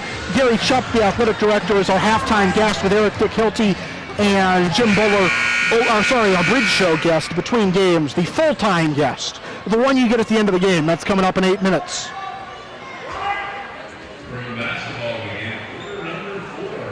It is Bethany basketball to start the fourth quarter as Horning comes out onto the floor. Bethany, incidentally, has gotten the ball to start all 4 quarters thanks to the alternating era. Means there's been an odd number of held balls in each of the first 3 quarters. Horning and Stolzfus on the floor along with Willems, Caffey, and Kern. This is Stolzfus left of the circle with a 1-point lead. Horning up top and giving the foul to stop her will be Kyla Foster. I think she was just trying to body up and not give the foul, but she did give the foul. So Bremen, incidentally, has 12 personal fouls, and they are on 4 different players, each with 3. Not sure I've seen that come out that nicely before. Fresh possession for the Bruins. Across the timeline, 23 seconds gone in the fourth quarter. Bethany 24, Bremen 23. Stolzfus backs out into the corner, comes back toward the wing, pulls up, shovels it baseline, jump shot from Caffey, no good. Rebound knocked back inbounds and collected by Stolzfus, who threw the ball up, and she will go to the free throw line because that makes it a shooting foul. High basketball IQ there, play there from the point guard Stolzfus. Shively picks up her 4th personal, team foul number 5, so Bremen's down to 1 more foul to give before the Bruins are on the line. Stolzfus, incidentally a 77% free throw shooter, leads the team. Got a long pre-shot routine here though, and her first shot goes up and is no good. She's 0 for 2 today as Stolzfus out the line. Zoe Willems is 4 for 7. So the Bruins, who come in shooting 68% as a team, 69% make it, 4 out of 9 striped today. Second free throw on the way, and that rattles out. So, yikes.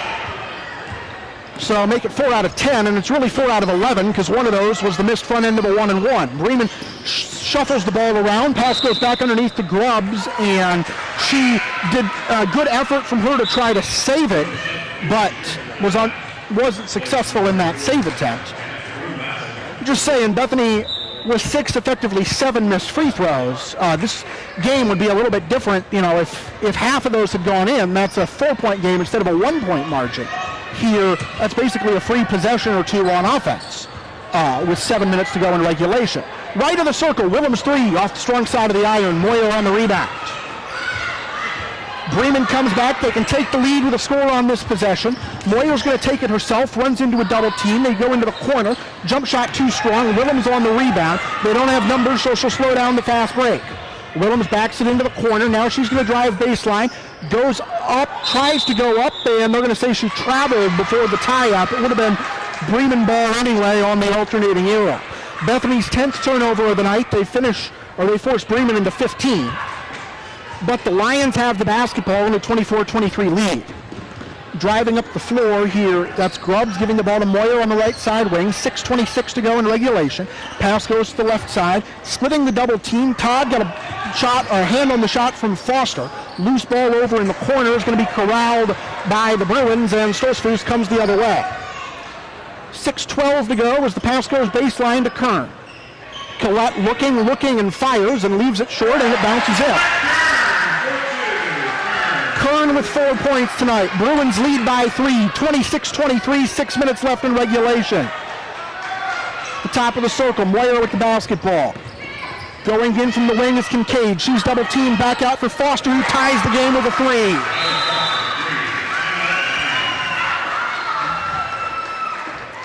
And with that, we'll get a timeout called. It's a full timeout called by Bremen with 5:47 left in regulation. Yes, we knew that had to be a full timeout for Bremen, because that's all they have left. They've got 2 fulls to go the rest of the way. Bethany with 2 full timeouts and a 30-second timeout. The Lions down to 1 more foul to give before Bethany starts shooting. The Bruins have 3 personals, so 3 more common fouls, and then the Lions would start shooting. Foul trouble, though, definitely more of a factor on the individual front for Bremen. Shively's got 4 fouls, Moyer's got 3, Miller's got 3, and Foster's got 3. Grubbs and Kincaid don't have any. Lawmaster we saw a little bit of early in the game. But the other detail is that Bremen has made pretty substantial use of a couple of freshmen and a sophomore. Bethany's team considerably more experienced. The trade-off for that, though, is Bremen plays in the Northern Indiana Conference and just got to play against the consensus number 1 team in the state last night. I mean, they don't want to talk about it. It was 95-20 and not the good 95-20. But they do have that experience in Bethany. Well, they haven't played South Bend, Washington this year. I'm being told from the scorers table that Mariah Stocksdale picked up her 4th steal earlier this quarter, so that pulls her into a tie for Taryn Clark for Bethany's all-time steals record, 221. 1 more, and she's an all-time leader with a quarter of her junior season to go after missing most of last year, as the Bremen foul goes on Grubbs. That is her first, team foul number 6.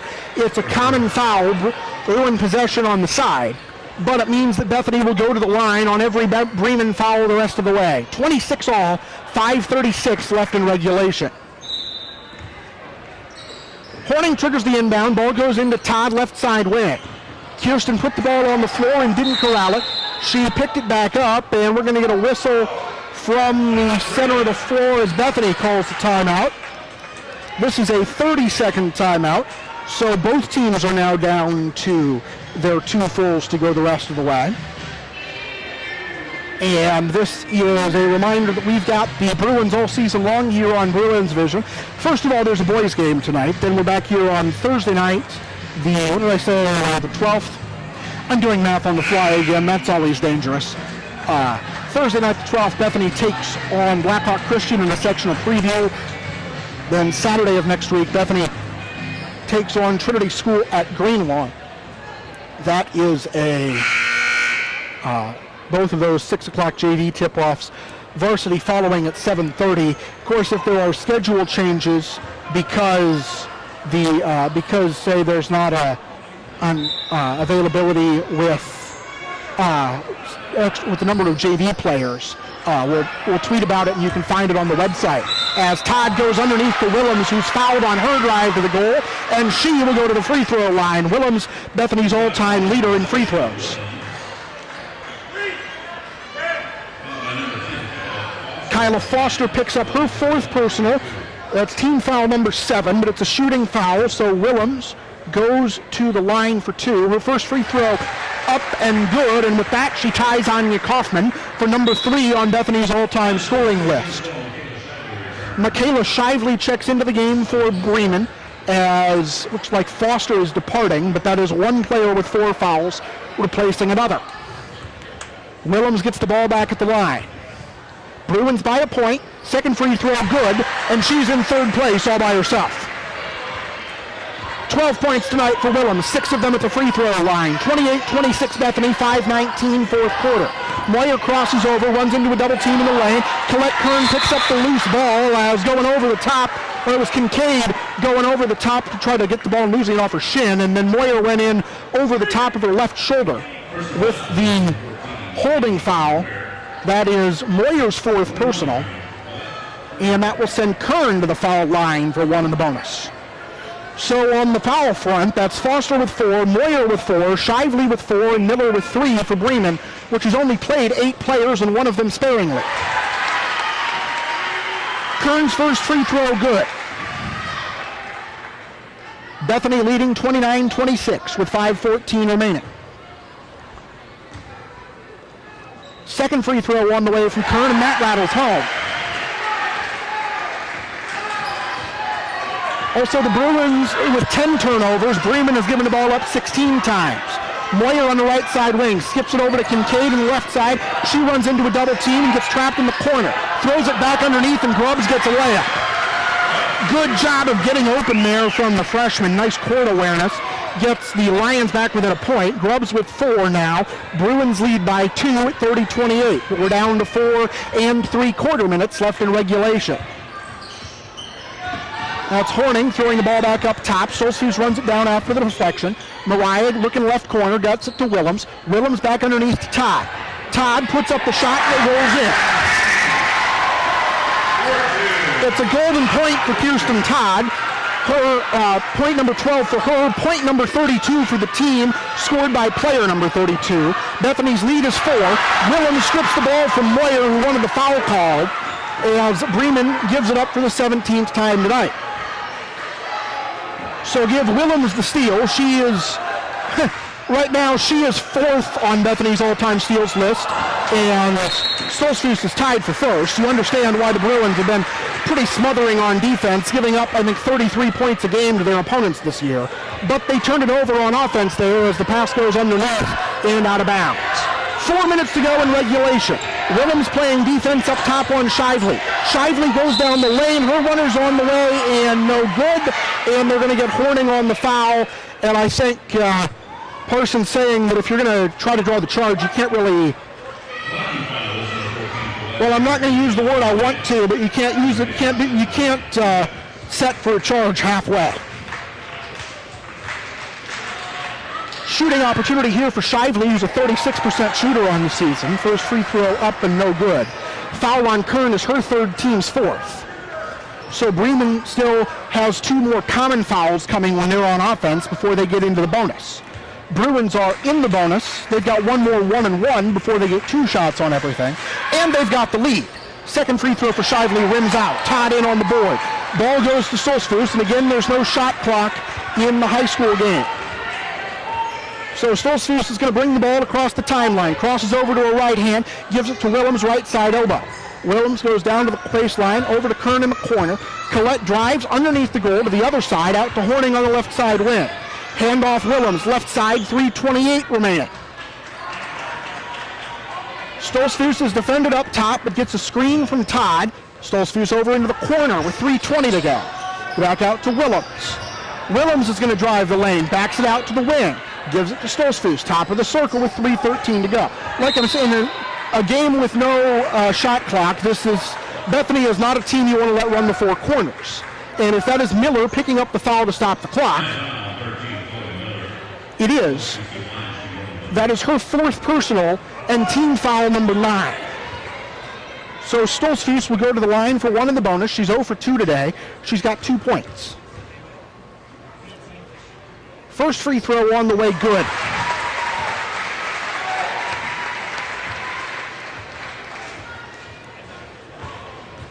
Bethany with the lead. I think matching their largest lead of the night at 33-28. Second free throw from Stoltzfus. Off to the left, no good. Moyer on the rebound. Still a 2-possession game for the Lions as Moyer runs them quickly into the forecourt over to the right side. She's going against Stoltzfus, who gives up a lot of height. Now they go down to the baseline to Grubb. She shoots over Kern and rolls it in. 4 points now for Grubb. She gets the Lions back within 3. It's 33-30.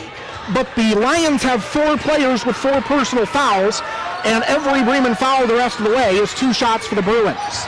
Willems up top gives the ball back to Stoltzfus with 2:37 to go.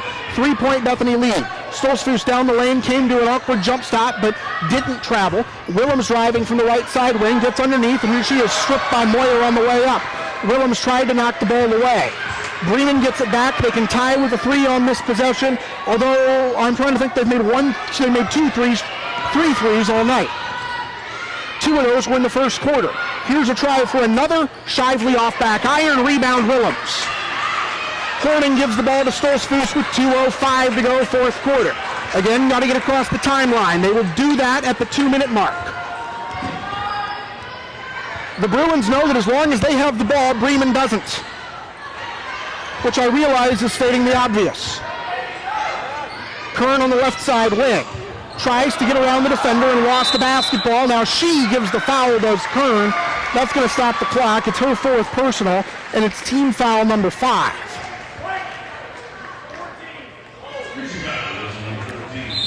But it's a common foul, so the ball goes back to Bremen. They're going to put Foster in the ball game. And a timeout on the floor. This, I believe Joe Caffey said it's a Bremen full timeout. So that will get them down to 1 timeout to go the rest of the way. And the other thing, if you're familiar with the college women's game, remember that we've got a couple of key differences here. First of all, the clock does not stop on a made basket in the last minute. And the other thing is you can't buy an advancement to half court with a timeout in the last minute of the game.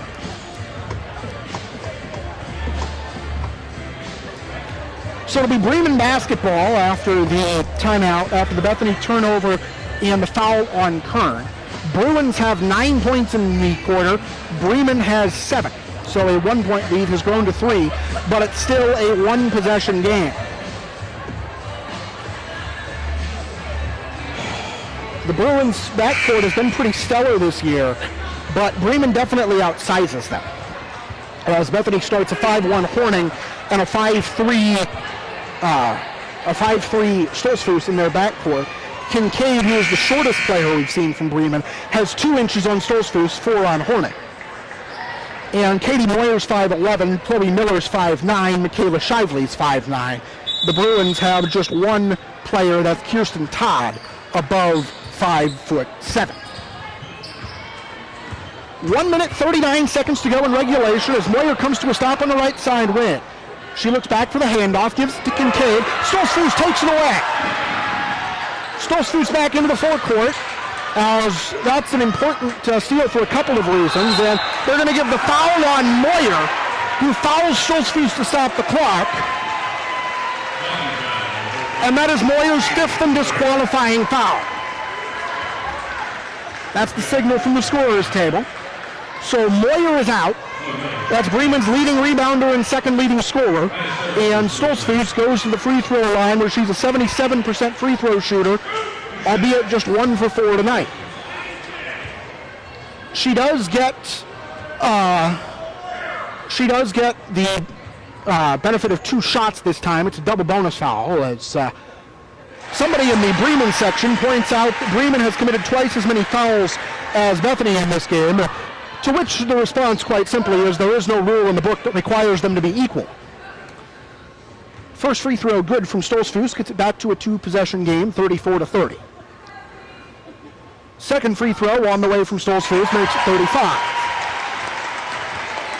Saw Mariah with 5 points, 5 steals as well. 5-point lead for the Bruins with 80 seconds to go. Pass underneath is ripped out by Grubbs. She took it away from Todd. Grubbs with 6 of the 9 Bremen points in the fourth quarter. They get back within 3 at 35-32. Stolzfus is bird-dogged up the floor by Grubbs. Grubbs has some fouls to give. She's only committed to 1.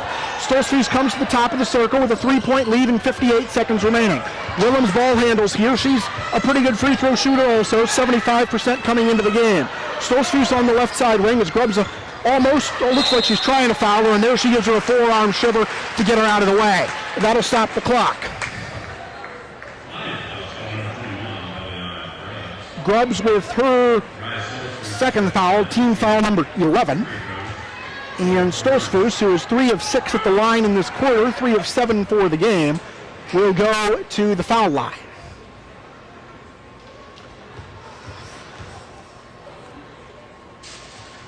First free throw is good. The gym falls almost dead silent when she's at the line. 36-32, Bruins by 4, excuse me. Stolzfus with 6 points today.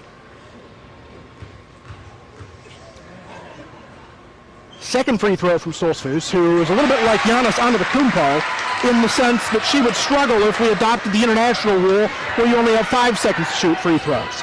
Bremen gets the ball up the floor. There's a jumper that's up and good from Emma Kincaid. But again, the clock does not stop naturally on a made free throw or made field goal, so we've got to get a team timeout to stop it, as this will be a full timeout.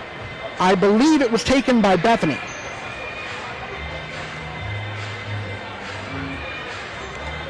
As that steal that Stolzfus had a couple of minutes ago, her 5th of the game, also sets Bethany's all-time record with 222 career steals, passing the mark set by Taryn Clark from the class of 2018.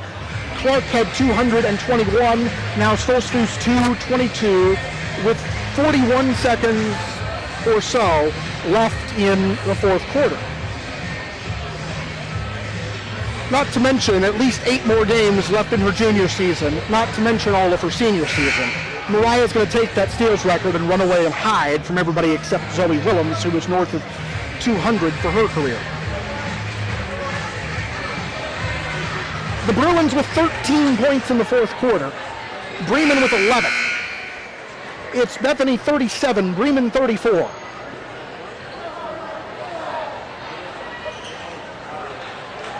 As it'll be Bethany basketball out of the timeout. I believe each team has 1 left. Timeouts, I mean. There's just 1 ball to be shared between the 2 of them. The one thing that the timeout does is it prevents the clock from running as you take the ball out. Stolzfus switchbacks her 3rd time and gets across the timeline, goes over to the right side corner, and she is fouled to stop the clock by Emma Kincaid. That's Kincaid's 3rd personal, team foul number 12 against the Lions.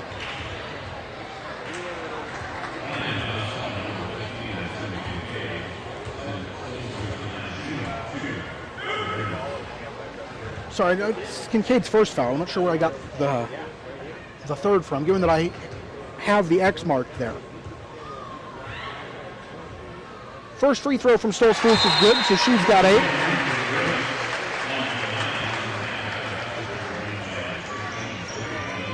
Kyla Foster and Chloe Miller check in for Bremen, both playing with 4 personals.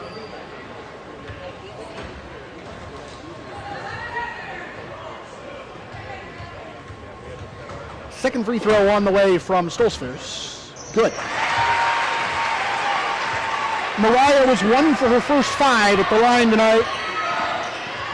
6 for 6 since then, so 7 for 11 for the game. There's a 3-point shot from Grubbs, too strong. Foster in on the rebound as she was fouled coming over the top by Krysten Todd. That's Todd's 2nd personal. Team foul number 6. It stops the clock with 21 seconds remaining, but will send Foster to the free throw line.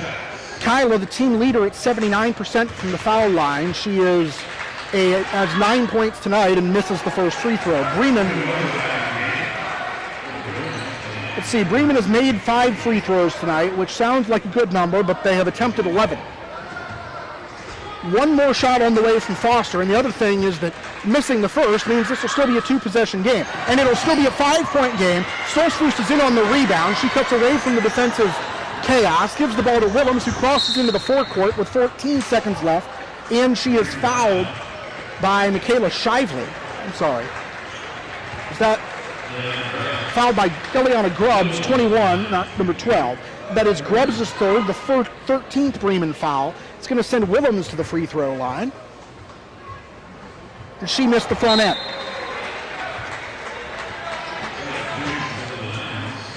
Sub for Bremen here is number 13, Chloe Miller.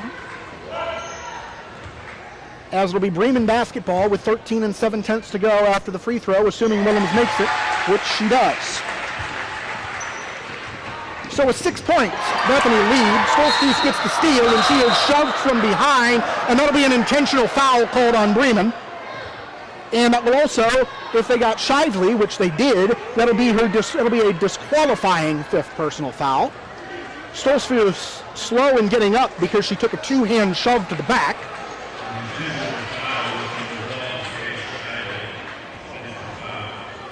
That is Shively's 5th personal, so we're going to have a stoppage, first of all, to attend to that. Paige Kurtai checks into the game. And then Stolzfus, who has a couple of moments here to come to her feet, or get back to her feet, will go to the free throw line. And Stolzfus, who did not score in the first half and had 2 points at the end of the third quarter, with either one of these would get into double figures.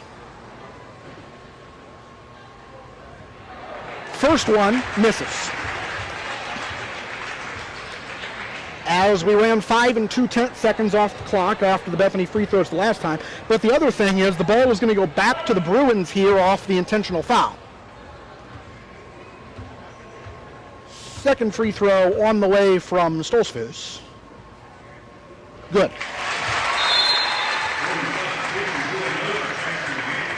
Julia Mosier checks into the game. Stolzfus will depart. No need to keep her out there and risk. And there you hear the announcement that Stolzfus is Bethany's all-time leader. She got the steal right before that intentional foul. Gets her to 2:23.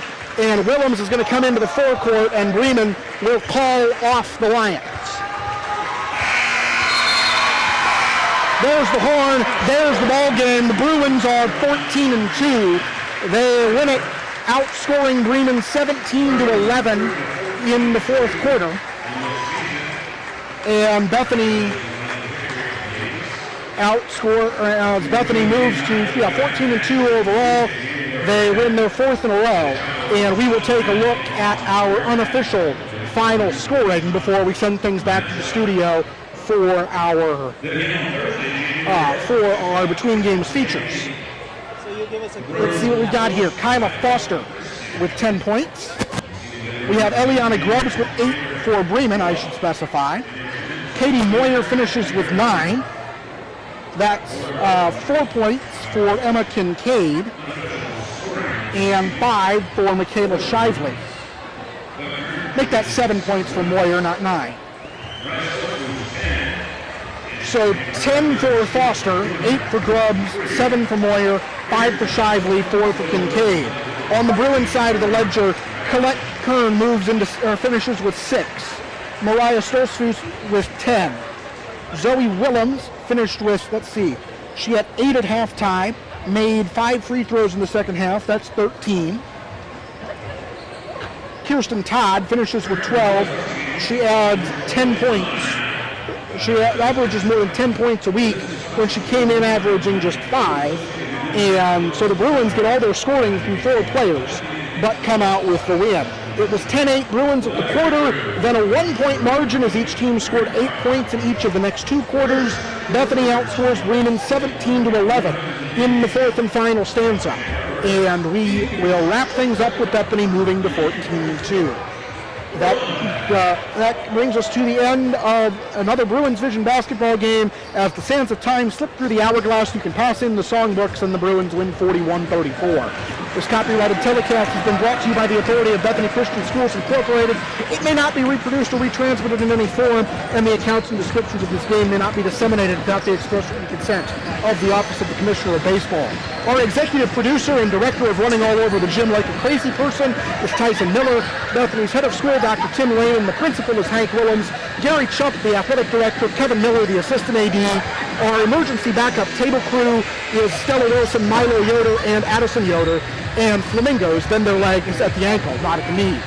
Now we're going to send things over to the sideline as we get ready to hear from athletic director Gary Chupp. Let's go back to Jim Buller and Eric Dyck Hilty. I'd like to welcome you back. Again, my name is Eric Dyck Hilty. I'm Alumni Relations Director here at Bethany, and I'm here with Jim Buller. And we're going to get started on the second game of the night, the boys varsity from Bremen, the Lions, and then we will have a time of chatting with Athletic Director Gary Chupp. Again, I want to tell you that if you are wanting to win a prize online, you're going to have to make a comment on the Facebook or Instagram post. And some of those prizes are from Anabaptist Mennonite Biblical Seminary, Das Dutchman Essen House, the Electric Brew, the Goshen Brewing Company, Greencroft of Goshen, and Rothshank Artworks. So we're pretty excited about those people helping us out this evening. All right, Jim, I'm going to pass it over to you, and Gary's going to be with you, all right? Thanks a lot, Eric. And fans, we're really glad to see you guys joining us online. And we welcome Gary Chupp to the booth here. Gary, first of all, you are one of the better players to play here at Bethany. And now you see a big crowd here with Alumni Night. Tell me what it's like to play in front of a big crowd. Get your juices flowing. Are you kidding me? Yeah. Keep it down at the waist. Okay. Yeah, you look around the gym at this kind of crowd, and it's not hard to get up for a game like this, yeah. Right? And we just finished a dandy game. Yeah. Our girls are really on a roll. Yep. Athletic director has to just make you proud of our whole program, yeah. which is really going well right now. Yeah.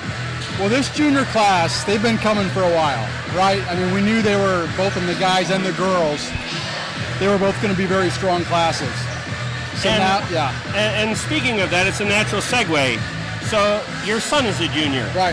And I'm sure the first third of the season was maybe a little bit hard. You want to be a supportive parent. You know he's got a lot of talent. He's grown up in the gym like right. coaches' sons do. But maybe we expected a little bit more. I called Daniel and I talked to him and said, how do we get a little more out of Tyson? And now the last 4 or 5 games, he is just playing magnificent basketball and still being a team player as a dad. Yeah. As an athletic director, tell me about this. Well, I got to separate my hats right there, because as an AD, it's one thing, but as a dad, the other night he basically told me just to stop talking, right? He's at that stage where he's heard my voice enough, so he wants to hear Daniel's voice and, his teammates. But man, it's fun. It's fun to watch. It is so delightful. Because this, that group has played together for a number of years. And Tyson's role this year has to change, right? I mean, he had Beck to rely on last year. When they had to have Beck Willems, our career leading scorer at Bethany, graduated, right? And now it's the juniors' turn. Yeah, and so, I don't know if Tyson's naturally a scorer, but he's a point guard that needs to score. And so just watching him have the confidence to do that's pretty gratifying. He's done such a marvelous job so far this year, and our fans are going to really get to enjoy watching him and the teammates. They play really well together. Yep. As we were talking just about basketball yet, before we move to outside, we have a new streaming service that is a kind of a radical technology. Other schools are now incorporating this. Tell us about what Bethany Bruin fans can see when they live stream our games, except for tonight where we're going with the traditional camera. Yeah. What's this new technology all about? Well, we've been live streaming for a couple years, which our fans, it's a great service. Our fans love it and they've come to expect it. But it's a big production doing it the way we've been doing it. Yeah. So we have a new system in place where our camera will be automatic. It'll be a lot simpler process to stream. We'll still have Tony announcing games going forward. But the technology itself, our coaches love it because they can walk into the gym right now click a button on their phone and it starts filming their practice, which before you had to get out the bleachers and get somebody up there, and so our coaches are going to love it. So invaluable. Yeah. I know toward the end of my coaching career, just the ability of technology changing. Right. Here's one more step and we'll really bring a new and better product to our fans. Let's move outside. So I think a lot of alumni who live a distance away, I had calls from Kansas and Pennsylvania this morning. My generation of people wanting to know what's happening at Bethany. They haven't been on campus to see the beautiful development of our new athletic complex. Can you describe that? Well, it's tremendous. I mean, this fall we had a lot of people outside at our events, and it's a facility that can host a lot of people. There's great sight lines in the whole facility. You can see all the different fields, the baseball and soccer, and and so it's just a great facility to come watch events. And so we're going to host bigger and a lot of sectionals will host out there. It's great for our community. It's great for our students. Yeah. We've got a new lighting system. Yeah. You can see well. A new concession stand. You didn't realize how poorly you could see out there until we got new lights, right, Jim? And absolutely. And now with the track and growing sport there, a new spring alternative for our students as well. Yeah. And that's especially great for our middle school because in the past we've had a lot of club sports in the spring, but never a school-sponsored sport. And so now with track, that'll get our younger kids involved too. And Dan Boddicker Athletic Complex out there, Dan, a lifetime coach that did so many things. You got to play with Dan, under Dan, in one of the most memorable baseball sectionals ever. Right. And now we have a facility that's kind of comparable to anywhere you go. Absolutely. So, you bring that story up. I'm happy to talk about that story. I can never get enough of that. Well, maybe just a quick synopsis of that. Quick synopsis, my senior year, Bethany had never won a sectional. Tyson's up there shaking his head. He's heard my story before. Bethany had never won a boys sectional. In the championship game against Goshen, we came from... And this is not my class. No. What'd you say? Yeah. So we're playing all the big boys. We're all the big schools. Bottom of the 7th, we get down 5 runs. We come back and score 6 runs in the bottom of the 7th. I scored the winning run, even though I'm a very slow base runner, but I scored the winning run to beat Goshen against Rick Meyer, who was a Heisman candidate at Notre Dame, just a tremendous athlete. Unbelievable. We had a huge pile up on the mound. I'm seeing energy still coming out, Gary. Love it. Tremendous. Yep. And so as we wrap up here, maybe a little bit of a shout out here. We've got Tyson Miller running our booth for us, Bethany grad. We've got Daniel Mast as a coach, assisted by John Mast and Lucas Brownsburger Keys, all Bethany grads. Yep.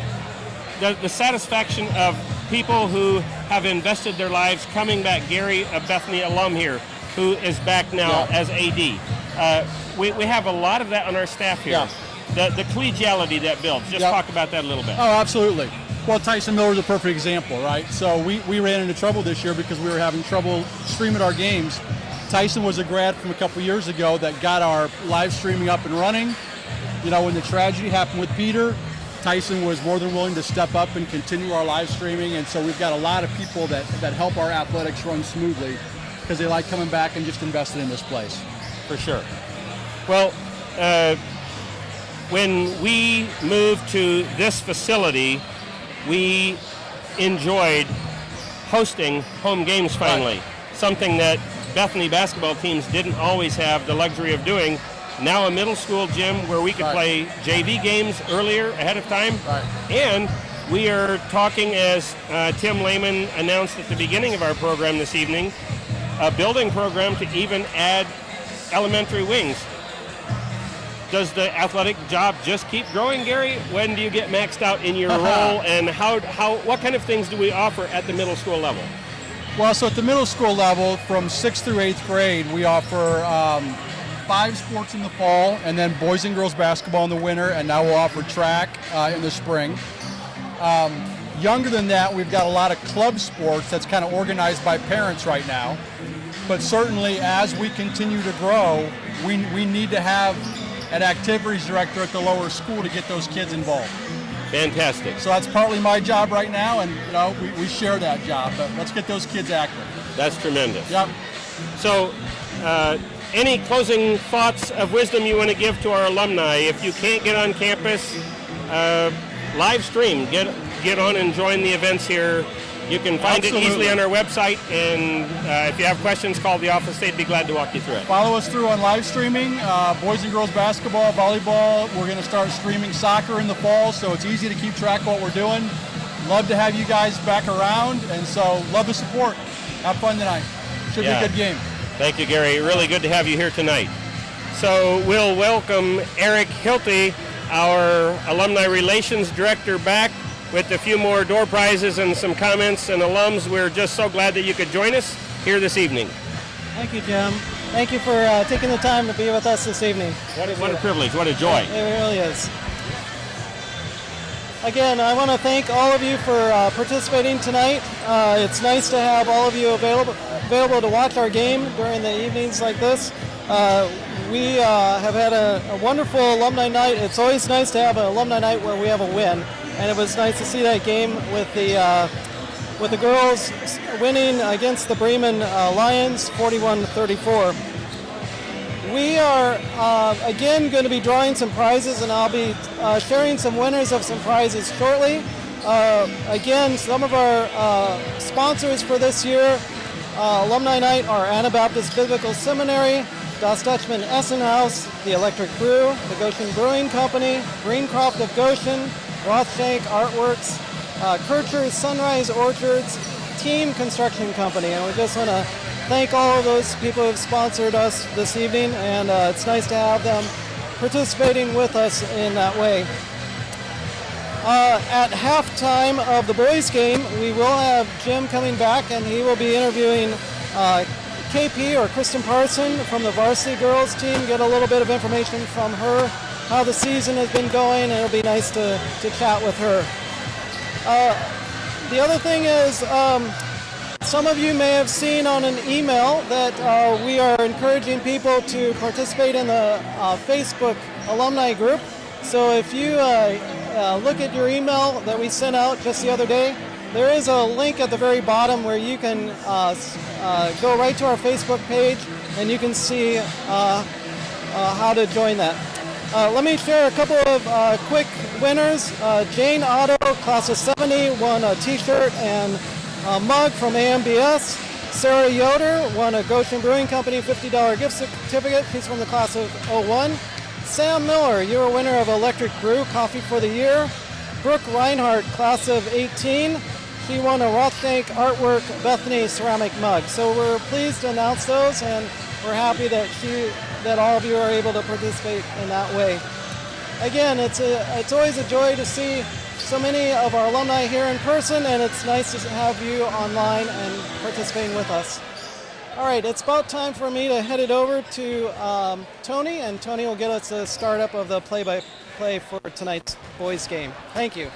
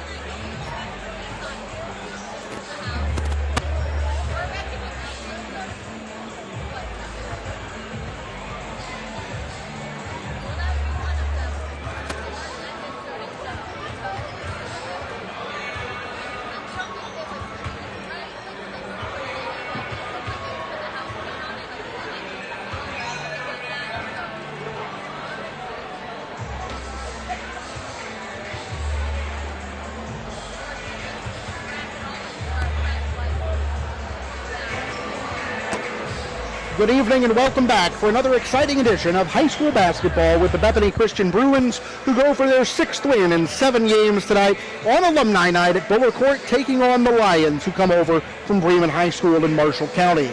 The Bruins enter the night 6-4 overall. They're 2-0 in the lone undefeated team in the Hoosier Plains Conference. Bremen checks in with a record of 0-8 on the season.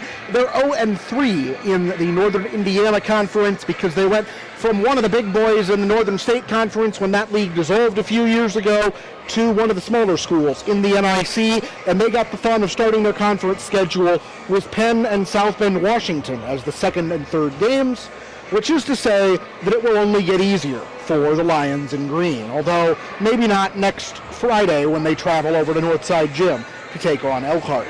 Good evening, everybody. I'm Tony Miller with you from high above courtside. We're up in the east end zone looking out over the floor where final warm-ups are wrapping up this evening as the teams get set to go. The Bruins kick off a 3-game homestand tonight. They are at home Tuesday night against Career Academy of South Bend. That is the midpoint of their Hoosier Plains Conference schedule. Then the following Tuesday, the 17th, they are at home against Prairie Heights. The Bruins are off next weekend because that's the way the schedule falls. The Bruins are coming in off a big Hoosier Plains Conference win last night over Argus. Tyson Chupp was hotter than a baked potato, stuck in aluminum foil, stuck in the microwave. Not that you should microwave things in aluminum foil. That is a bad idea. Don't do that. Anyway, Tyson Chupp scored a career-high 29 points last night, 5 of 6 from three-point range. He has 105 career three-pointers, which is already 4th in school history. And tonight he is 10 points away from cracking the all-time top 10 on the scoring list, as he has 766 points. David Plaster was number 10 on that list all time. Plaster comes in with 776. All of those points scored at least 15 years ago because he graduated in 2007. As Plaster was a pretty good free throw shooter in his own right back in the day. I think he had, I want to say, upper teens, lower 20 streak of consecutive made free throws. Although as a point guard, he didn't get to the line an awful lot. Chupp is a 91% free throw shooter this year. He's 32 for 35 from the foul line and 21 for 48, which is 44% from three-point range. As let's see, for his career, with 33% three-point shooter and an 81% shooter from the line. The Bruins have also gotten 9.6 points per game from Jaden Schleybaugh, a 5'9 junior. They'll likely round out the starting lineup here in a few minutes with Carter Miller, a 5'10 junior, who averages 5.2 points a game. Jacoby Reinhardt, a 6'3 sophomore. He's an 85% foul shooter at 6'3 and 8.5 points a game. And Justin Hostetler, who is the big man on campus in more ways than one. 6'3 and a junior, Hostetler averages 3.6 points a game. And the Bruins shoot 74% from the foul line and 36% from three-point range as a team. I'm drawing a blank right now on how many times they dialed long distance last night, but it was a lot. As talked about, Schleybaugh is a 52% three-point shooter, Reinhardt 37%, and Chupp a 44% shooter. So this team has had some success putting the biscuit in the basket this year, although last night definitely a fairly slow contest played at Argus's pace. As taking a look at the stat sheet for the year, the Bruins average 47.8 points a game. That's the girls' number. The Bruins average 49.6 points a game. I thought it was higher than that. They give up about 46, and those figures are skewed by the fact 3 of the highest scoring teams that Bethany will play this year are 3 of their first 4 games. Westview, West Noble, and Lakeland all cracked 60 points against the Bruins. Beyond that, last night was the most points they've given up in a game this year at 51. Bremen, on the other hand, has struggled to score this year. They have averaged just 33 points a game. They were held to 16 against Penn and 28 against Goshen. Also, 4 games in the 30s. Last year, they averaged 53 points a game. And to go with losing about a third of their year over year, they are giving up 7 points per game more than they were doing last year as well. That's not a great combination. And that is why, or part of the reason, why they are 0-8 on the season.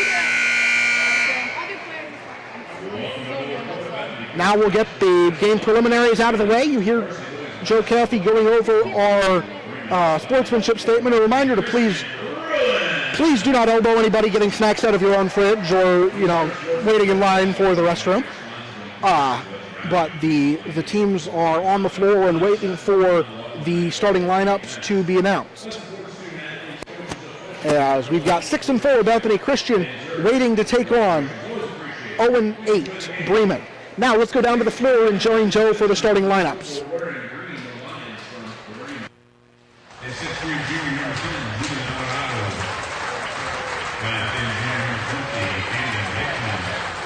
A 6'2" senior wearing 22, AJ Klein. 6'1" sophomore wearing 24, Silas Lady. And a 6'5" senior wearing 52, Gale Orca. Line is coached by Matt Miller, assisted by Andy Wilgauer and Kurt. Now let's meet the 5th graders from this middle school class. Raiden Hartman Harvard, Boston Brown, Charlotte Butler, Clara Henry, Stella Hostetter, Humphrey D. Kendall, Kaya Kennedy, Abram Renstra, Jack Hancock, Leah Melvin, Manushka Miller, Allison Reynolds, Lena Osborne, Weston Racing, Michael Reese, Leo Sladoff, Matt Stutzman, Holly Wilkins, Baby Williams, and Lois Yoder, the 5th graders from Bethany Christian.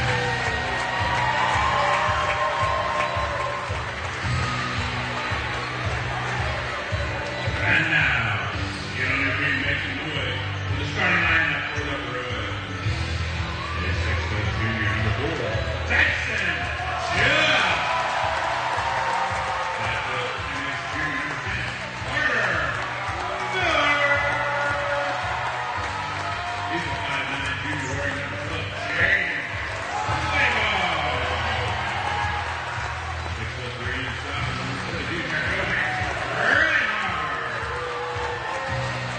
Rounding up for the lineup for the Bruins, he's a 6'3" junior, 44, Jackson Hostetler. Bruins are coached by Danny Mast, assisted by Lucas Keith, John Mast, and Bruce Slayball. So we'll come back to Buller Court on the campus of Bethany Christian Schools in Goshen, Indiana, as the lights come back up, and we'll get back to the broadcast here in a matter of moments. Bremen comes out in the traveling green uniforms, white numerals trimmed in black. Bethany in the home white kits. They've got silver numerals trimmed in blue. As we are ready for the opening tip, Bethany will go from left to right on your streaming device, and the Lions win the tap. They go from right to left, finishing up over in front of the Bruin student section here in the first half. Bremen starts with the first 5 guys in the numerical roster. The first 4, I should say. Julian Alvarado, Camden Hickman, AJ Tunn, Silas Ladig, along with the big man, the 6'5", Baylor Orcutt. 3-point shot missed, and the Bruins have the rebound. Here's Jaden Schleybaugh over into the corner for Carter Miller. His 3 is off too strong, and a foul on the rebound is going to go against the Bruins, giving the ball to the visitors from Marshall County.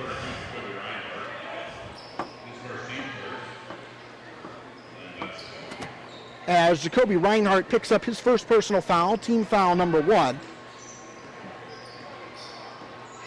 And the ball goes to Bremen on the loose ball rebounding foul. This is Orcutt out on the left side wing. Gives the ball back to the top of the circle and Silas Ladig. Ladig works over to his right, gives the ball back to his left in Alvarado. Alvarado has the ball knocked away by Chupp. He runs it down in the backcourt, tried to save it back into the forecourt, which he didn't need to do if the ball was deflected. If it was deflected, he could have gone into the backcourt to get it. As there's some contact over there between Hickman and Schleybaugh. Orcutt's got the ball on the left side wing, waiting for the first score of the ball game with 1 minute and 6 seconds gone. Putting the ball on the floor is Alvarado. He backs it back out. Shovels over to the left side. This is Hickman driving down along the baseline. Orcutt left side wing 3, good. The big man dials long distance for Bremen, and the Lions lead 3-0. Chupp on the handoff to Miller. Miller gets a screen from Justin Hostetler, goes right side wing. Reinhardt over in the corner. This is Hostetler working through the free throw circle. He'll hand off to Carter Miller, then screen for the little guy, driving to the bucket and missing the shot. Foul is called on Bremen with 6:25 to go first quarter, and Carter Miller heads to the charity line. Silas Leydig picks up his first personal, team foul number 1. Miller on the season, just a 33% free throw shooter, make it 30% because he's 3 out of 10. That's the thing for the Bruins. They have a couple of very good free throw shooters in Reinhardt and Chupp as Miller knocks down the second. But the rest of the team has just 8 makes and 22 tries combined. As Hostetler gets a block, they're going to say that Reinhardt stepped on the baseline before he retrieved the ball. So it'll stay with Bremen on what will be an offensive team rebound if for some reason you are keeping track of rebounds at home. 6:18 to go, first quarter. Bremen 3, Bethany 1. Hickman will trigger the inbound. Schlebaugh's in front of him being obnoxious. Pass goes over to the right side wing. Orcutt tries to drive baseline. They're going to get a foul call, I think a moving screen on Bremen. Alvarado with his first personal, team foul number 2. So Bethany with the basketball, still looking for its first possession or first points of the ball game by way of a field goal. Chupp had 29 points and 10 field goals last night. This is Miller, speaking of number 10, down in the corner. Chupp on the left side wing, runs into a triple team. Miller comes to the elbow, stops and misses off the left. Rebound to Orcutt. They go up in front to Hickman. He will slow things down because they don't really have numbers to fast break. Pass goes over into the corner to Alvarado. Underneath, ball goes to Orkman, who will bump bodies with Hostetler, shoots over him and misses on the strong side. Chupp in on the rebound. Tyson goes behind his back to elude the defender. Into the free throw lane, over to the left side, layup good. Chupp with 768 points, halfway between 2 to the 9th and 2 to the 10th. I have no idea why that would be relevant, but I said it anyway, and there's no delete button on the air, folks. 3-3 into the free throw lane, Alvarado. 3-point try on the way, no good, too strong. In for the offensive board, never mind, Reinhardt stole it. Miller on the fast break, there's contact as he goes to the right side. Reinhardt backs down on the right side wing. They skip it to Schleybaugh, the 52% shooter from long range. Reinhardt on the right side wing. There's Miller on the floater, left side baseline, and it floated over the top of the goal. Rebound taken by Bremen. They come the other way in a tie ball game with 3 minutes gone. Up at the top of the circle, there is Leydig putting up a 3-point try, and that switches home. So Bremen takes a second 3-point lead in the ball game, 6-3, 4:41 to go, first quarter. Chupp across the timeline, gives the ball off to Schleybaugh. Jaden works to his right, gives it to Carter Miller. Now Chupp reverses back the other way. Bounce pass comes underneath to Reinhardt, who's tall but not real wide. His layup is up and good. Jacoby's in the book for the first time tonight. And I tell you, I feel old because I was in high school when he was born. 6-5, Bremen in front, but the Bruins have scored on both of their last 2 possessions. Between the circles, Hickman defended by Schleybaugh. Bounce pass over to Tun on the right side. Top of the circle, this is Alvarado. Hickman on the left side wing, fires underneath. Orcutt working against Hostetler. He puts the shot up, it's off to the right. Rebound, run down in the corner. Chupp knocked it over to Hickman. Orcutt comes underneath, stops on the block. Back out for a 3-point try, too long. Rebound grabbed by Reinhardt. Bethany can take the lead with a field goal on this possession. Chupp out front to Carter Miller. Back to Reinhardt, left side wing. Into the corner from Miller. 3:45 to go first quarter. And we're going to get a whistle and a foul on Tyson Chupp, offensive and away from the ball. His first, team second. So the only turnovers in this game have been offensive fouls. Each team with 1. As I think we got a substitute into the ball game. Grant Devine checks in for Bremen. That's him with the basketball, trying to work around Schleybaugh and come into the forecourt. Devine goes down into the corner. Over to the right side wing, that's Alvarado. Into the corner, back to the top of the circle. Leydig works to the right. Gets the ball back in the corner. It's Leydig again. Down along the baseline, the ball's on the floor, and let the bodies hit the floor. It's out of bounds, back to Bremen, 3:21 to go.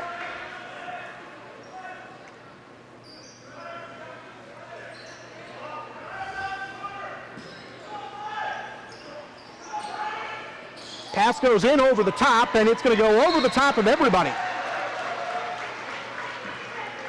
Out of bounds all the way at the timeline, but because the ball was never touched in bounds, it will go back to the spot of the throw-in, and Bethany takes possession. So Chupp takes the inbound pass from Schleybaugh, who walks the ball up the floor. Bethany trails by a point, 6-5, 3:13 to go, first quarter. Miller on the handoff to Chupp, who's got 2. Bounce pass goes underneath to Reinhardt, who also has 2. Miller has the odd point in 5. Back out to Miller. Schleybaugh gives it to Chupp left side wing. He gets around a defender who tried a little too hard to come out and defend him. Chupp runs the floater in, and he's got 4 to match his uniform numbers. The Bruins lead for the first time at 7-6. Bounce pass comes to Alvarado left slot. He dribbles once to his left, cuts back to his right. Orchid right side with the basketball. Back over to Laydig for 3. No good off the short side. In on the rebound, it was Chupp tipping the ball to Schleybaugh, who gives the ball back to Tyson Chupp, who will bring it up the floor. Chupp is knocked back against the timeline. He gets around the defender, and they're going to get Tyus Graverson, who also checked in on that last dead ball for defending a little too vigorously on the play. That's his first personal foul, team foul number 3. Jesse Bontrager and James Lynn to check in for the Bruins. No truth to the rumor that the Bruin bench is forming a boy band called the Apostles, but when the 3 men on your bench are named Jesse, James, and Luke, you can try it. Chupp puts it underneath to Hostetler. He throws up the layup, and he's fouled.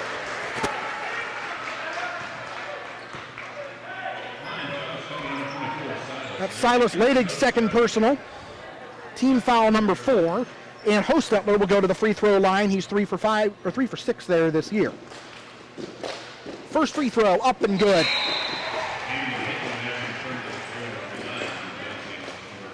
As we're going to see Camden Hickman check in for Bremen. Laydig probably down for a while with 2 fouls in the first quarter. Second free throw from Hostetler got nothing but the bottom of the net. He did not look like a 50% free throw shooter there. 9-6, Bruins in front. It's a 6-0 Bethany run. 2:17 to go, first quarter. Alvarado crosses over, goes down the right side of the lane, into the corner. That's Devine, thought about the 3. Instead, his runner is up and too strong, and they're going to get Justin Hostetler clearing it. No, they are not. They are going to get, it looks like, Orchid going over the top of Hostetler. That is Orchid's first personal, team foul number 5, and it gives the ball back to the Bruins, as Bremen now has just 1 more foul to give before Bethany starts shooting, and there are 2 minutes left in the first quarter. Hostetler trying to do a screen and roll, gives the ball to Lind on the left side wing. James scored for the first time this season last night. He's got 2 points for the Bruin basketball team this year, and also 2 points for the Bruin speed sheet. His pass underneath to Hostetler is knocked away. James falls on the loose ball. He's going to be tied up, and the alternating arrow will keep it with Bethany with 1:46 remaining.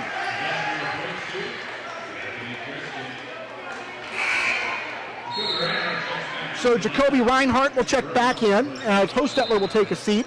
Jaden Schleybaugh will also come back in as Miller departs. So Bremen with a pretty serious size advantage here, with Reinhardt likely at the 5 and Lind, who's 5'10" in the program, at the 4. Reinhardt 6'3", but could put on some weight. I mean, there's a difference between a wide receiver and a tight end, right? Chupp dribbles off his foot, goes into the corner for Schleybaugh. 3 on the way, no good, too strong. In on the offensive board, Reinhardt puts it back up. He missed it off the back of the iron. Rebound to Alvarado, and Bremen can come the other way. 1:22 to go, first quarter. That's Devine working off to the left. Gives the ball to Graverson. This is Hickman right side wing. Into the free throw circle, that is Devine. Alvarado in the corner. Grant Devine spells his last name D-E-V-I-N-E, like former Notre Dame football coach Dan Devine, not like, son of God Devine. I'm pretty sure Dale Shank took points off of me when I was in Bible class for making that spelling comparison on a test. Baylor Orchid makes the layup on the pass underneath. Bremen gets back within 1 at 9-8, as that snaps a 6-point Bruin run. 47 seconds to go, first quarter. Reinhardt gets the screen and the drive and the layup. It's good. Reinhardt with 4 points tonight. Bethany up 11-8. Bremen with the basketball, and they can go 2 for 1 across the quarter break if they hold for the final shot here. Alternating possession arrow is in their favor. Pass goes over to the right side wing. That's Grant Devine. Grant Devine back to Alvarado at the top of the circle. Down to 21 seconds and counting in the first quarter. Pass goes over to the left side corner. Back up top. Devine stops top of the circle. They go into the corner for Alvarado. 13 seconds to play as they come back to the top of the key. Three-pointer on the way is off to the right, no good. Rebound is tapped back out. Schlabach's got it for the Bruins. Chupp will run him up the floor. Ahead to Reinhardt. Three on the way at the buzzer. Short, no good.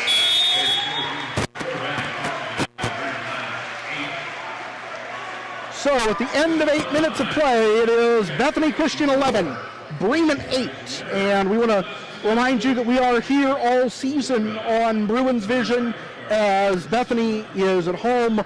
On Tuesday night, they take on Career Academy of South Bend. We'll have the JV action for you starting at 5:57. The varsity game follows that at 7 o'clock or 7:30. And we'll have all of the action for the rest of the season here on Bruins Vision. As we also want to remind you that coming up at halftime, we're going to hear from guidance counselor and head girls basketball coach Krysten Parson, as she will be over there with Jim and Eric talking about, I'm not exactly sure what KP will be talking about, but I'm sure it will be worth your time, because she usually is. We'll also have some alumni night prizes to hand out at halftime of the boys game. Stay tuned for that, 8 minutes away, here in our alumni night presentation.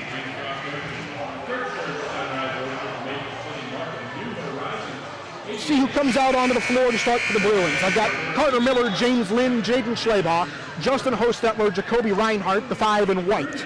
Bremen will answer with A.J. Tunn, Baylor Orcutt, Grant Devine, Julian Alvarado, and Cameron Hickman. Bremen basketball to start the second quarter. As the Lions go from right to left on your streaming device. Finishing on the lobby end of the gym. Bounce pass goes over to the right side. Alvarado back out to Devine in the free throw circle. Looking to his right, looking back to his right. Gives the ball to Alvarado. They throw it to Orcutt, who's out on the right side wing. He skips it into the corner for Devine. Thought about the three-point shot. Drives baseline instead. Badgered by Schlabach. Back out to Orcutt. Right side wing. Hickman into the free throw lane. Double team. Shoots over Carter Miller. Misses off to the right. Comes in, tries to get his own rebound. Has it knocked from Hostetler to Schlabach, who will bring it up the floor. He's running point here with Chupp out of the ball game, getting a breather.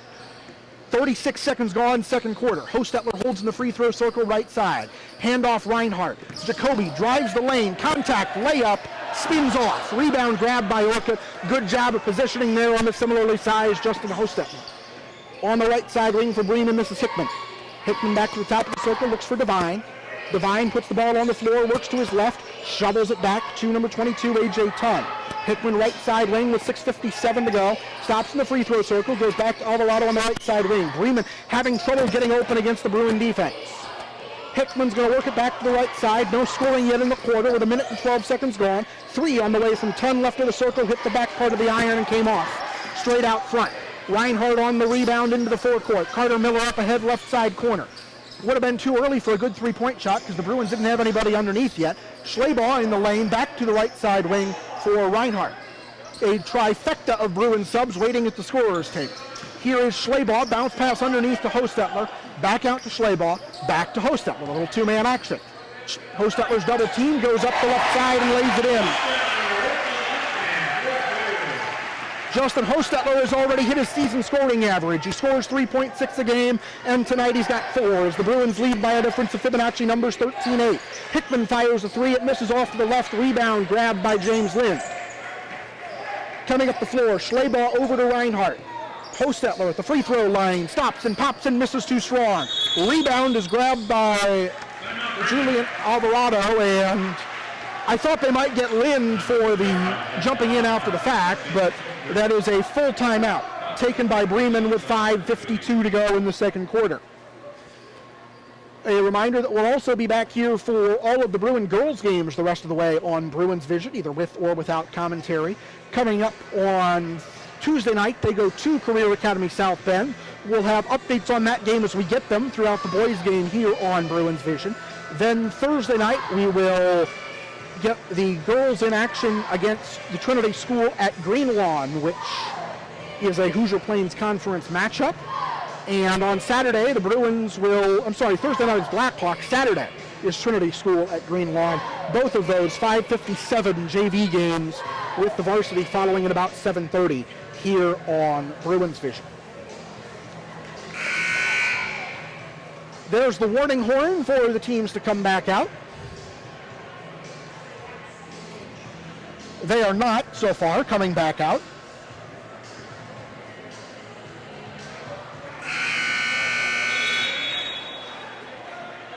Out of the timeout, I see Chupp, Bontrager, and Kyle Boyer checking in for the Bruins. Carter Miller and Jacoby Reinhardt round out the 5 on the floor. Bremen's going to counter with Orchid, with Tunn, with Aiden Hunziker, who checks in for the first time tonight, and Camden Hickman along with Tyrus Graverson. Bremen, no points here in the second quarter yet. Bethany has had one make and a couple of shot attempts. That's Graverson stopping on the left side elbow. They go over into the corner for a 3-point try that is well short. Chupp in on the rebound. Shot attempt was from Todd. Chupp goes behind his back as he comes into the forecourt. Miller, left side corner 3, got it. Carter Miller with 4 for the Bruins. They've got 4 from 4 different players, and that's how you get to 16.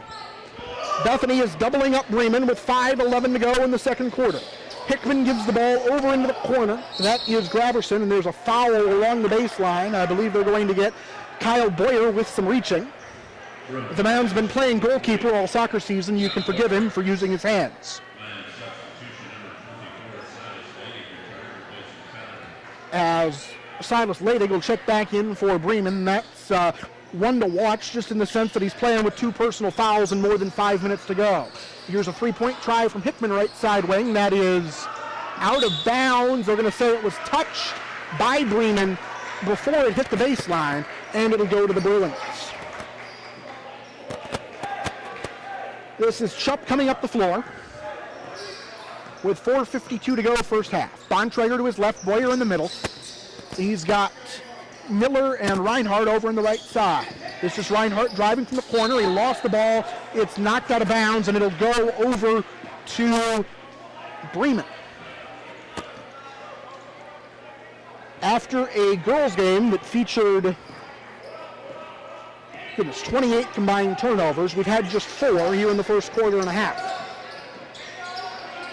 Over to the right side wing, that's Silas Ladig with the basketball. He throws it into the corner for for Orchid. 52, not 32. He drives and lays it in.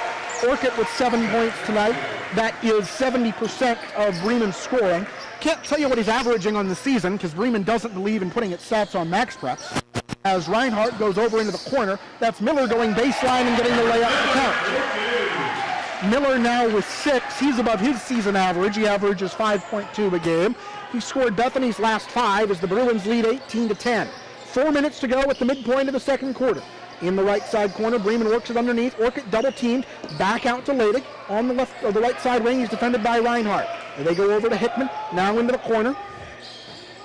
Top of the circle, losing the basketball is Ladig, but he gets it back. 3:44 to go in the half. Spins off to his left, dishes the ball back to the right. Here's Hickman on the wing, defended by Chupp. Hickman gives it out up top to Ladig. Over on the right side, that is at Aiden Hunziker with the basketball. Hunziker to the left side and Graverson. Back to the top of the circle, here's Hickman. He stops and pops for 3, and he gets it. Bremen's only got 5 field goals tonight, but 3 of them have been from 3-point range, and so it's only a 5-point game. Chupp gives the ball to Boyer in the free throw circle. Kyle dribbles off to his left, our right, because he was facing away from the goal. Bontrager's pass underneath, knocked back out by Boyer, and they're going to get all up in Miller's grill as he is up against the timeline. Carter drives down the lane and gets the layup to go. 7 in the quarter and 8.5 for Carter Miller, and Bethany's lead is back to 7 at 20-13. Hickman up the right side of the floor. Over on the right side, that's Ladig, defended by Reinhardt, who's got to be the longest guy on the team. Bounce pass comes underneath the Orchid, and I don't think Bethany's got a great answer for him, but Reinhardt makes that irrelevant as he knocks the ball away. Chupp off the save back inbounds. Chupp's going to drive down the baseline, and the foul is given by Hickman, which will stop the clock. A first possession for the Bruins with 2:26 to go first half. And the Bruins will put some more size in. That's Justin Hostetler and Jaden Schleybaugh coming back. Alvarado and Devine check in for Bremen. Timeout Bethany with 2:26 left in the first half.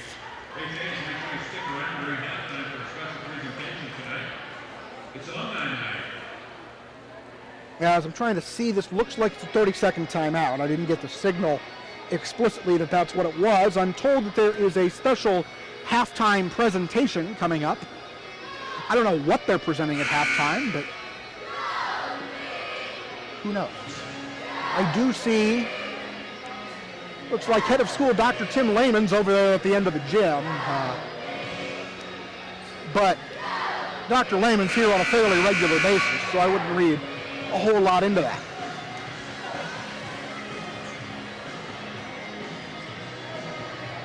Bruin basketball out of the timeout. Bremen comes out with Alvarado, Hickman, Ladig, Kincaid, and is that 5? Number 48 and Hunziker on the floor. The Bruins have Chupp, Miller, Schleybaugh, Reinhardt, Hostetler, which is their starting 5. Chupp triggers the inbound, goes underneath the Hostetler, shovels it back to Chupp. Ball in play on the left side wing with 2:20 to go first half. Schleybaugh in the three-point circle. He hasn't scored tonight, but he leads the team in three-point percentage. This is Chupp, who leads the team in three-pointers made. He stops and pops on the right side elbow and scores. Tyson Chupp with 6 points tonight, 772 for his career. We'll keep an eye on that move up the scoring list in the second half. For Bremen, which trails by 9, their largest deficit of the game. That's Devine squaring up top of the circle and missing off to the right. Good job to get position from Hickman on the rebound, but the ball is tapped out to Reinhardt. Chupp will slow things down and come into the forecourt with 1:45 to go in the first half. Chupp over to the right side, shovels to Schleybaugh. Schleybaugh to the right side wing. Thought about the three, goes into the corner instead. Chupp underneath the Hostetler, working against Alvarado. That's a mismatch, and Hostetler tried to bank it in and missed too strong. Rebound taken by Devine, who comes into the forecourt, over to the right side wing. Hunziker. Hunziker skips it back across the top of the circle. Alvarado in the left side corner with 78 seconds to go in the half. Back out to Hickman. As Bremen's trailing by 9, they've only scored 13 points in 15 minutes. One of the things that hindered their comeback chance in the girls' game, there's a three-pointer from Devine that rims out, was that it didn't seem like they got in comeback mode quite quickly enough, and then when they did, they had Bethany in the double bonus, and the Bruins didn't miss any free throws, or many free throws. They didn't miss some. Miller has the ball knocked out. It squirts into the corner for Schleybaugh. He's bumped as he gets the runner to go. The Bruins, incidentally, have 13 points in the second quarter and no free throws. They got Bremen to 5 personal fouls with 2 minutes left in the first half, and they are not in the bonus yet. If the Lions shoot quickly, Bethany can do one of my favorite things and go 2 for 1 across the quarter break.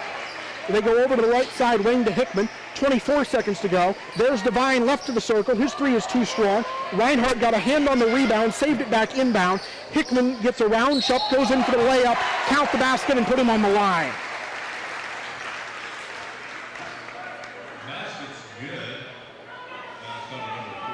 I believe they got Hostetler, his first personal, team foul number 4. So Hickman, who's got 5, Bremen's 15 tonight, that would be a third now, wouldn't it? Hickman at the line, trying to get this to an 8-point game, but the ball will go back to Bethany if he makes it. Second free throw, back of the rim, no good. Rebound tapped out to Alvarado. Bremen keeps it alive, and Chupp gets the steal. Miller shovels it ahead to Chupp on the fast break. Tyson backs it out, gives it to Reinhardt coming downhill, and he is fouled with 7 6/10 seconds remaining.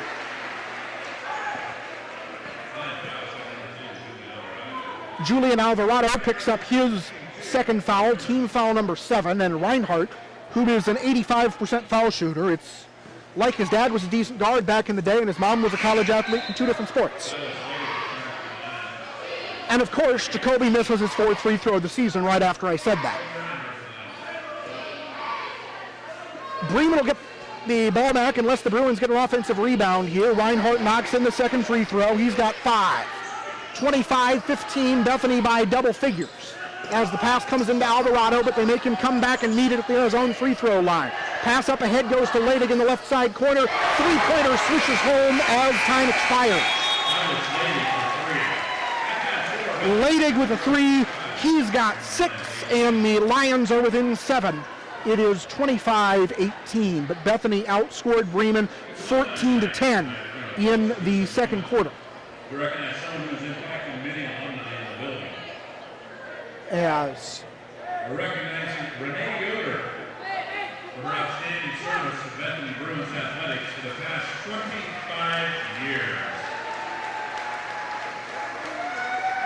Renee has served as official scorer for 3 of her high school athletic programs, volleyball, boys and girls basketball. As for the past 25 years, she's dedicated there to four athletic programs. let's just say they didn't tell me about this, but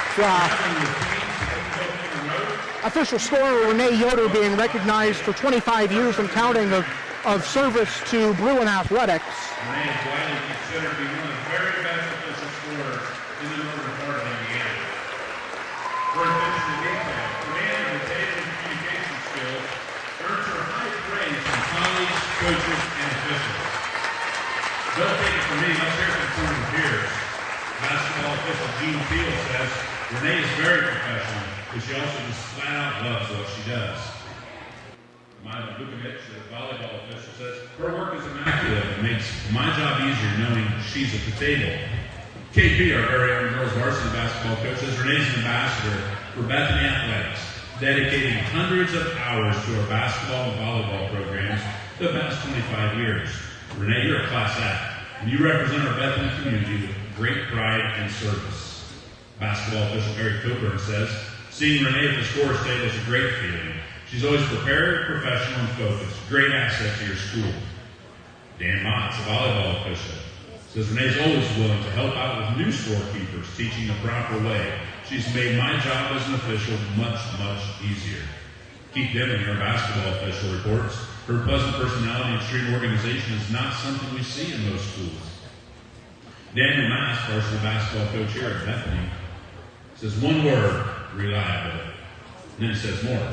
Anything she says, she will do, will be done at a high level. Thank you for your incredibly reliable work in our athletic programs. Kirk Robinson, basketball official, says, kind, soft-spoken, fearless, brave, strong, courageous, faithful. We should all follow Renee's example. Thank you, Renee, for 25 years of service to Bethany Athletics. Thank you such a appreciation for all your hard work. Ladies and gentlemen, I give you Renee Yoder. So after that halftime presentation honoring math teacher and scorekeeper Renee Yoder for 25 years of scorekeeping for the Bruin volleyball, basketball, and I think sometimes baseball and softball teams. I know I've worked with her in that capacity, although not as much as the other sports. We've got to get to some halftime scoring updates while they present her with fancy wonderful gifts. The girls basketball team is going to come out and pose with her because the boys team has a halftime huddle to have here. But of course, there's nothing Renee likes to do more than count points, so I'm going to take a minute and run through some of that for you. For the Bruins, Carter Miller with 8 points. That leads all scorers. Tyson Chupp has 6. 5 points for Jacoby Reinhardt, 4 for Justin Hostetler, 2 for Jaden Schleybaugh. For Bremen, it is 5 points for Camden Hickman, 6 for Silas Leydig, and 7 for Baylor Orcutt.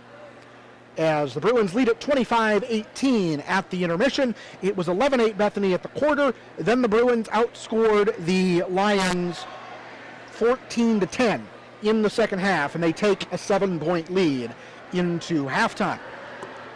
Now we're going to throw it back for our halftime show, and sorry, I didn't know that presentation was coming. So we have took a couple of minutes away from that, and I want to not take any more of their time. Let's go back to Eric, Dyck, Hilty, and Jim Buller with girls basketball coach Krysten Parson. Okay, I'd like to welcome you back. Just a quick word on some of the winners. We have Marianne Wien winning Essenhaus gift certificate for $165. She's a class of 67 graduate. Tyler Breman wins an alumni shirt and mug. Mariah Miller, class of 20, won the Ross Tank Artworks Bethany ceramic mug. And Susie Castle from the class of 89 won an alumni shirt and mug as well. I'm going to turn it over to KP, and we'll get you a chance to talk with them, Jim. Thank you. Thanks so much, Eric. All right, thanks. And Alumni, thanks for joining us. We're really glad to have you on board. Sorry you can't be here with this large and celebrating crowd tonight. We got to see a very entertaining girls game, and we'll come back to that in just a second. Coach, 3 years ago, you had a couple of 8th graders running around in that middle school gym, and you knew they were going to be pretty good, and you started bringing them into practice and scrimmage with your varsity already. Yep. And now here we are, 14-2. It's been Ranked in the state. What is going on? It's been a true joy. I think coming up through our program, we knew that Zoe and Mariah were going to be great. But I think the best thing about it is that when they came in as freshmen, that class of 2021, Maddie, Rylan, Mia, and Sadie really just took them and said, hey, run with the program. And it kind of became secondary as seniors to them, which I think just really elevated their play and their role on our team. And so I think like they have just grown into who they are over these past several years. They're well respected, and they're quite phenomenal basketball players. They really are. And not only basketball players, they are multi-sport. You know, we have to share them in the fall with other things. Yeah. But they have come along. We can't overlook Krysten Todd. Yep. This is a girl that 2 or 3 years ago, I don't know that anybody would have predicted that she could be doing what she's doing now. A straight A student who plays like that. Let's talk about the senior leadership and what she has done, especially in the last, say, 4 or 5 games. Yeah. Well, I'm sure most people don't know, she actually just started playing basketball in 9th grade. She hadn't played before that. And so she's picked up on it quickly. She had no idea. She's like, I had no idea I was doing my freshman year. But she was a student of the game. She wanted to grow. She wanted to learn. She wanted to be better. And that's evident in who she is as a senior now, right? She's highly competitive. She doesn't get down on herself. You know, we have direct conversations. She takes criticism well and then wants to go out and perform better. Now, at Bethany, Coach, we are a 1A school, and we have to work hard to get to 500. But at 14-2, you are no longer a surprise. Coaches know what they're coming for, and every day you are getting opponent's best shot. This is a real marker if you can get over the top of Bethany. So what do we have to look forward to here now as we wrap up this season? Right. I think it's just consistency. We just can be a little bit more consistent. But we're also, you know, we're going to be coming up Blackhawk, Concord, Culver, Fairfield. I mean, these teams continue to make us better and get us ready for the tournament, because ultimately that's our goal, is making it around the state tournament. Amen, Coach. We are enjoying a wonderful season, but we'd really like to see some hardware in the trophy at the end of this all too. Absolutely. I think we all would. Thank you so much for joining us, KP, head coach of the women's program, and back to you, Eric, for some alumni wrap-up. Thank you, KP. Thank you, KP. Thank you, Jim, again. As we wrap up this evening, we're getting ready for the second half of the boys' game. It's been an enjoyable game so far, an enjoyable evening by everyone here in the stands. It's fun to see a lot of the crowd, and as you made some comments, it's been interesting to read some of the comments on the posts, especially for those who are registered online, and it's a pleasure. Just another shout out for our sponsors. We have the Anabaptist Mennonite Biblical Seminary, Das Dutchman Essen House, the Electric Brew, Goshen Brewing Company, Greencroft of Goshen, Rock Bank, Artworks, Kircher Sunrise Orchard, Team Construction Company. I want to thank those sponsors. All right, we're going to turn it back over to Tony, and he's going to give us the last wrap up before we start the second half. Thank you.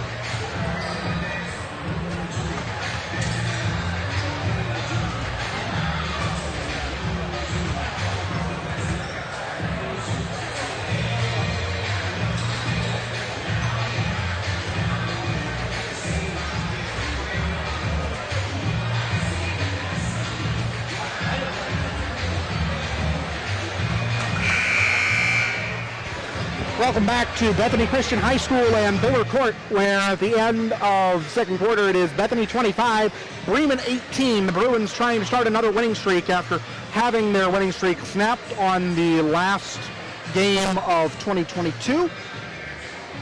They won last night at Argus. Now they're trying to pick up a non-conference victory over Bremen as Carter Miller has 8 points to lead the way. Tyson Chupp with 6, also 5 for Jacoby Reinhardt and 4 for Justin Hostetler. Bremen's got 7 from Baylor Orcutt, 6 from Silas Ladig, and 5 from Camden Hickman, but that's all of the scoring.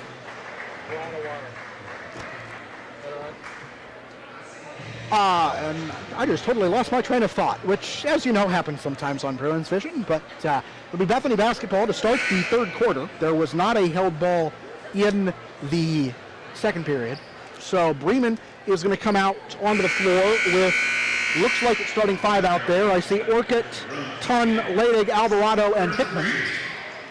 The Bruins a little bit later breaking their huddle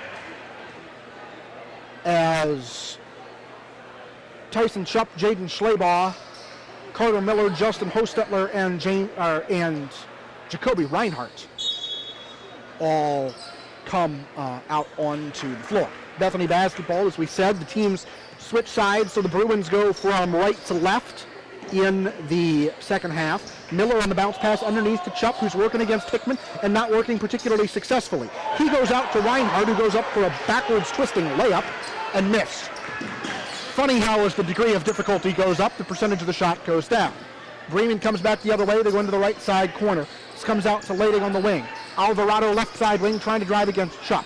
Top of the circle. This is Todd. He goes over to the right side wing again.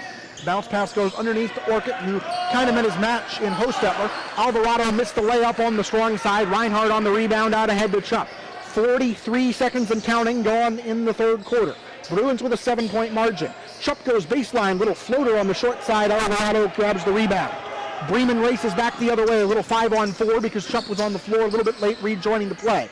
He's back now at the top of the circle. It's Ladig going over to the right side wing. Alvarado drives. Chupp just about got the steal. Instead, they go back to the corner for Hickman. His 3 is on the strong side, and Hostetler boxes out Orcutt to get the rebound. 6:49 to go, third quarter. Neither team has scored here in the second half, as Hostetler gives a handoff to Reinhardt at the top of the circle. His 3-pointer is off on the far side of the iron.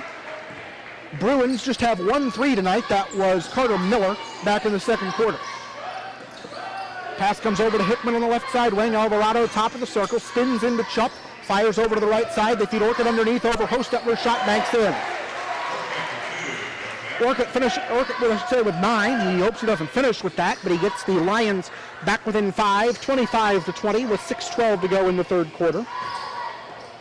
Miller back to Hostetler at the top of the circle. Schleybaugh pulls up left side. He's going to go underneath, gets around the defender and scores. Schleybaugh with 4 points now tonight, as the Bruins get the lead back to a touchdown, 27-20.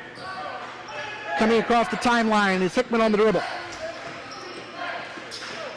Hickman pivots on his left foot, gets it to Orcutt, top of the circle. Big man 3, short off to the right. Little man rebound. Carter Miller had it knocked out of bounds off a Bremen player.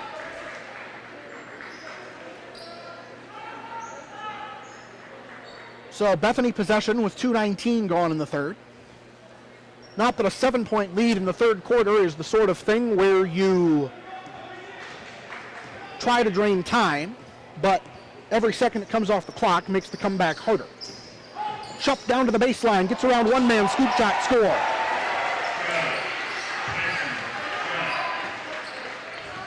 Chupp with 8 points tonight, 774 for his career. So he's more than 3/4 the way to 1,000 points and not 3/4 the way through his career. How about that, Max? Bounce pass comes to Alvarado, left side wing. He goes back to around a defender and fires a 3 over Chupp. Missed on the strong side. Orcutt gets the rebound, spins around Hostetler, and I think they're going to get the foul on the floor before the shot. Jacoby Reinhardt reached in to take the ball away, and it's going to be indeed on the side. Reinhardt's second personal, team foul number 1. Bruins have only been called for 5 fouls in this game. So a fresh possession for the Lions, as the pass comes in over the top to Alvarado on the right side wing. Julian stops on the right side of the circle. His 3-point shot was short and bounced in. So Alvarado dials long distance. Bruin lead cut to 6 at 29-23. Chupp up the floor working against Hickman. Goes over into the corner for Miller. Hostetler takes the bounce pass in the free throw circle. Schleybaugh stops the top of the circle. Just about slid on his left foot, which would have been a travel. Now he's fouled as he goes to the goal, and Alvarado picks up his third. That is Alvarado's third personal foul, team foul number 1 against the Lions.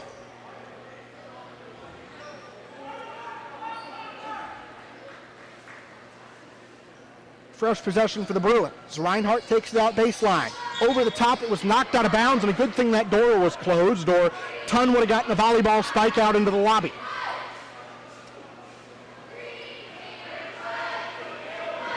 Chupp again, the trigger man on the inbound pass. Bounce pass comes in to Miller in the corner. Reinhardt back to Chupp at the top of the circle.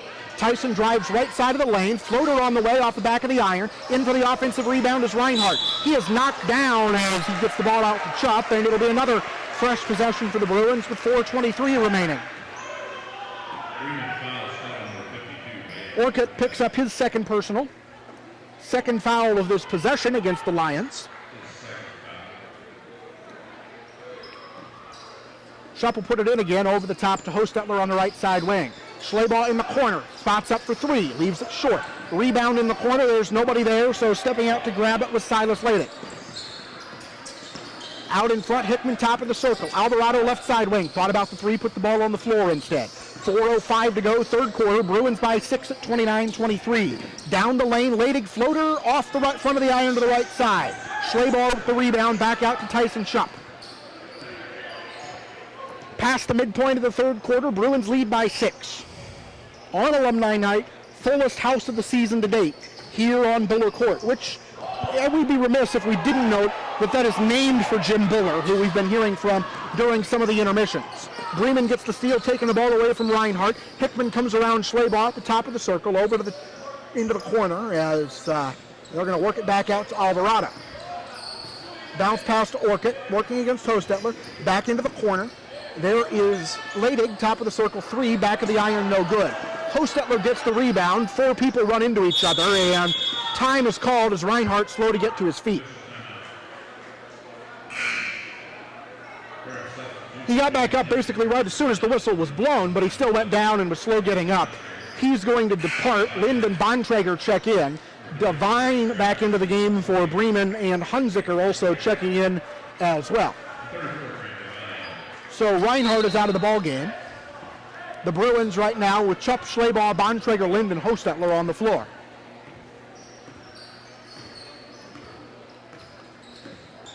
Schleybaugh works over right of the circle. This is Chupp on the left side wing. He comes into the free throw circle, stops, gives it back to Schleybaugh. He stops in the free throw circle. Bontrager hasn't scored tonight. Here's Chupp, left wing 3, got it. Chupp dials long distance. He's got Bethany's last 5 points, and that puts him in the top 10 in scoring in school history with 777. Driving baseline, that's Devine. He throws it back up top. Titus Graverson gives the ball over for a 3-point try from Orcutt. He missed off the strong side of the iron. Lind had the ball knocked away from him. Chupp grabs the loose ball for the rebound. Bethany by 9. They could push the lead to double figures on this possession. Chupp, another 3. Got it.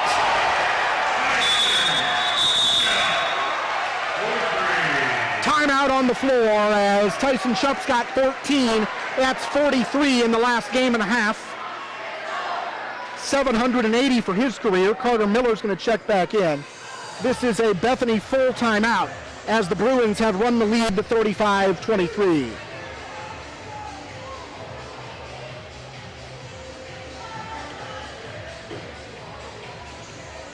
And that full timeout is a reminder to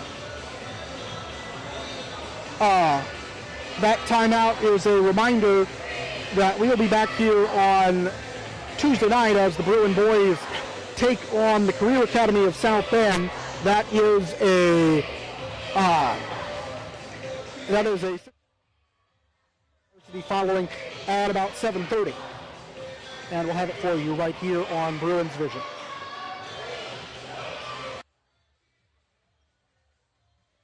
Back out on the floor here after this timeout. Bremen back out pretty quickly. They've got Orkin out in the middle of the offense.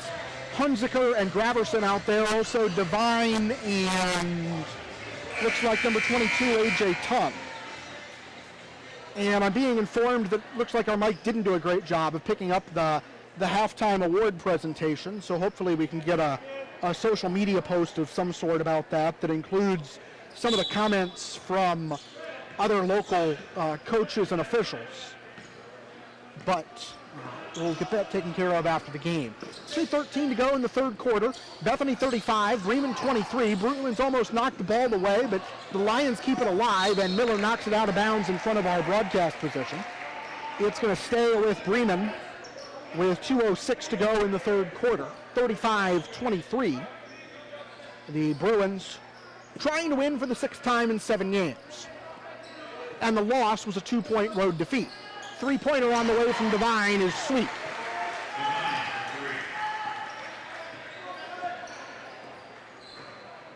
You could say, I can't believe I missed the opportunity to say the 3-point shot was Devine.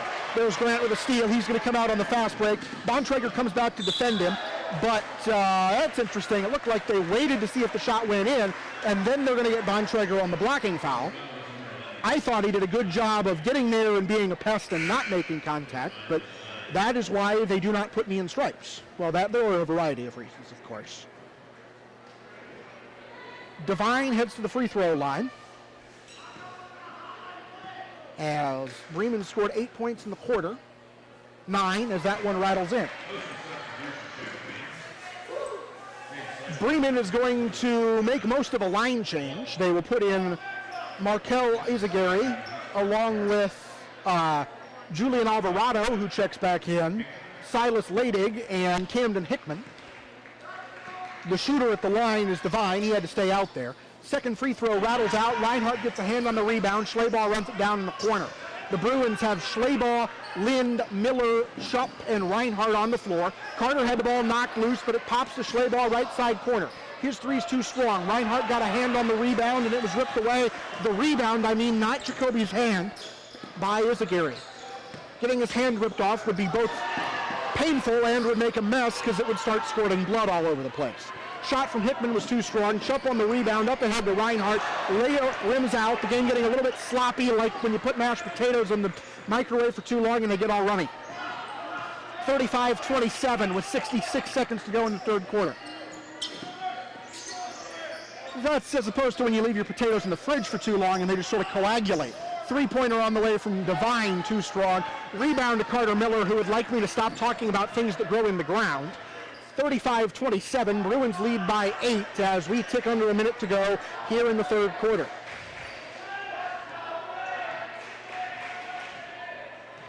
Miller left of the circle, Chupp left of the circle looking at Miller with the basketball.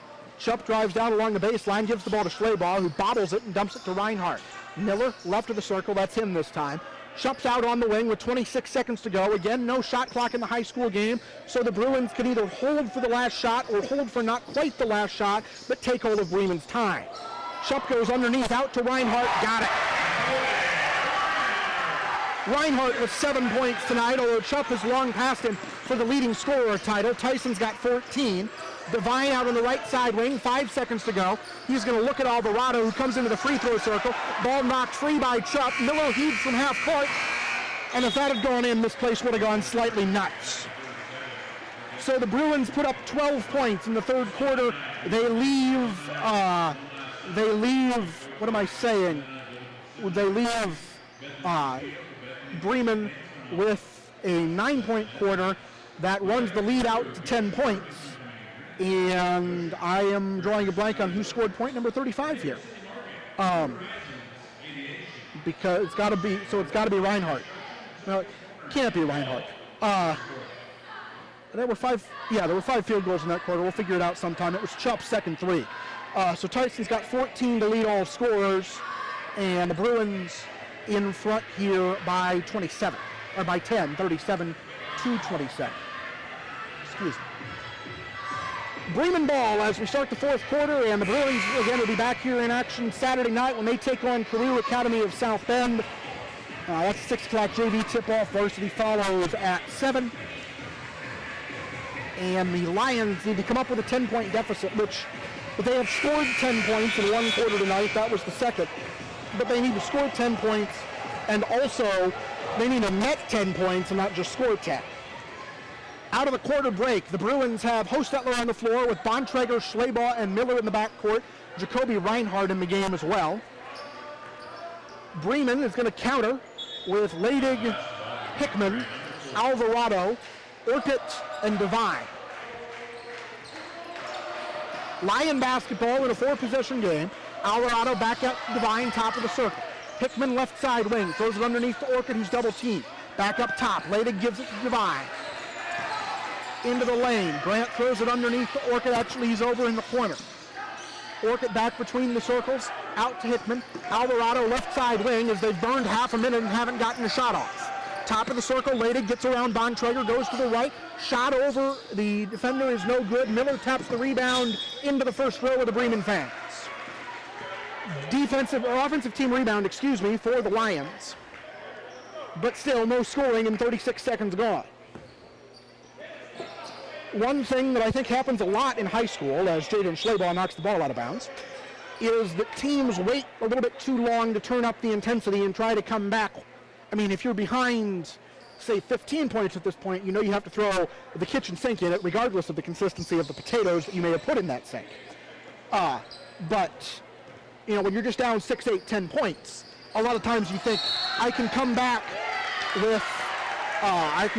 in 2 or 3 minutes at the end of the game, and especially if you're not fouling quickly enough, that could be an issue, as Julian Alvarado picks up his 4th personal, team foul number 3. That's a Bremen turnover.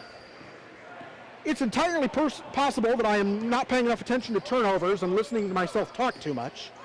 In fact, it's very possible that I'm doing that, but I have just 7 combined turnovers between these teams. There's been a lot of shooting to end possessions as opposed to giving the ball up and giving the other team a short floor.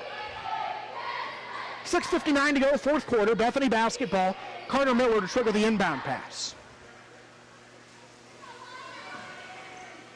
Miller throws the inbound pass into Schleybaugh, who dribbles to the left, gets around Hickman, underneath to Hostetler, who struggled to bring it in, otherwise he'd had a chance to go up with it.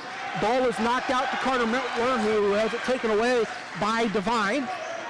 Bremen comes back the other way, but they haven't scored yet this quarter, and they still trail by 10 as we come to 6:39 to go in the 4th period. Devine, left side wing, stops and pops, and found the holy water.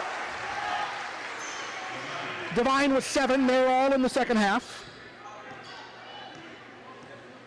And Bremen within 7, 37-30. 6:22 to go in the 4th. Schleybaugh's got to get across the timeline here. He does that. Crosses over against Hickman. Drives down into the corner. Gets back to Miller at the top of the circle.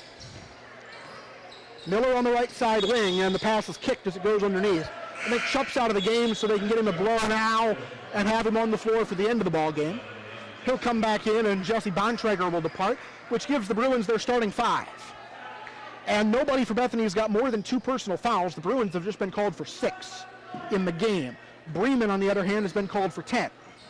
Bounce pass comes into Schleybaugh along the baseline. He works around the defender. Pass goes underneath to Chupp, for whom I don't think it was intended. I think they were trying to get it to Hostetler.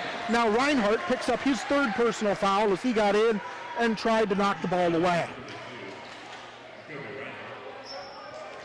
Now I talked about Bremen being the team that needs to score here because they're the one that's down in the 4th quarter.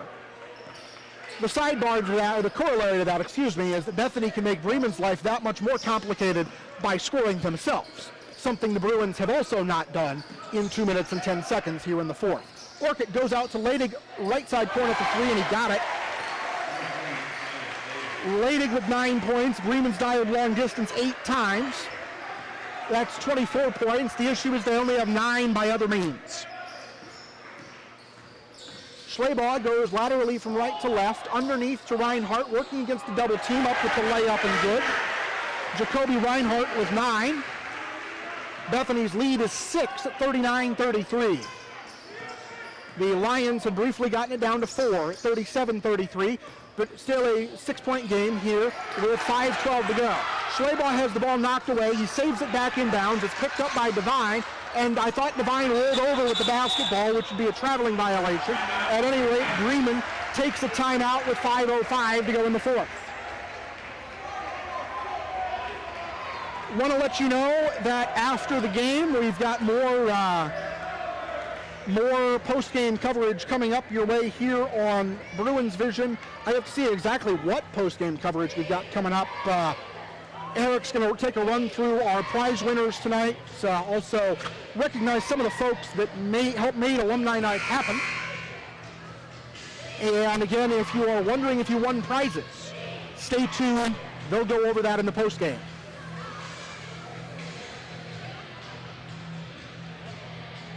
We'll be back here Tuesday night. Bruin boys take on Career Academy of South Bend. Then Thursday, the Bruin girls take on Blackhawk Christian out of Fort Wayne.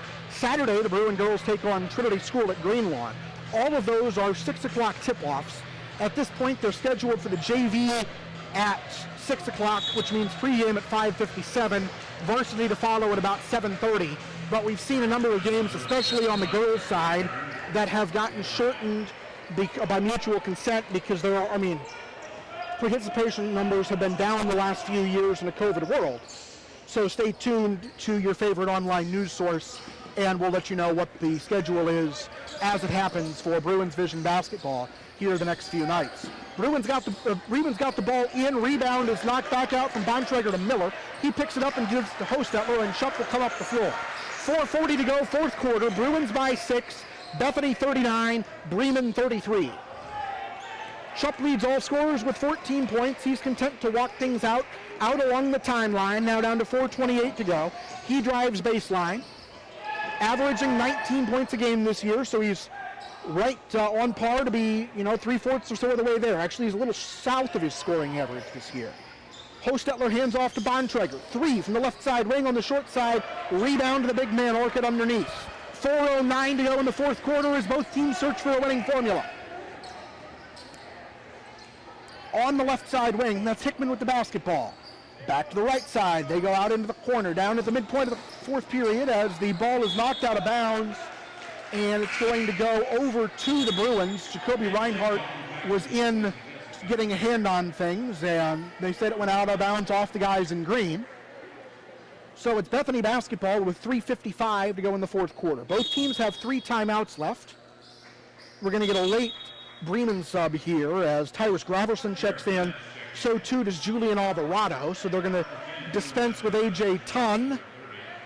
And they're going to dispense with Grant Devine and Camden Hickman.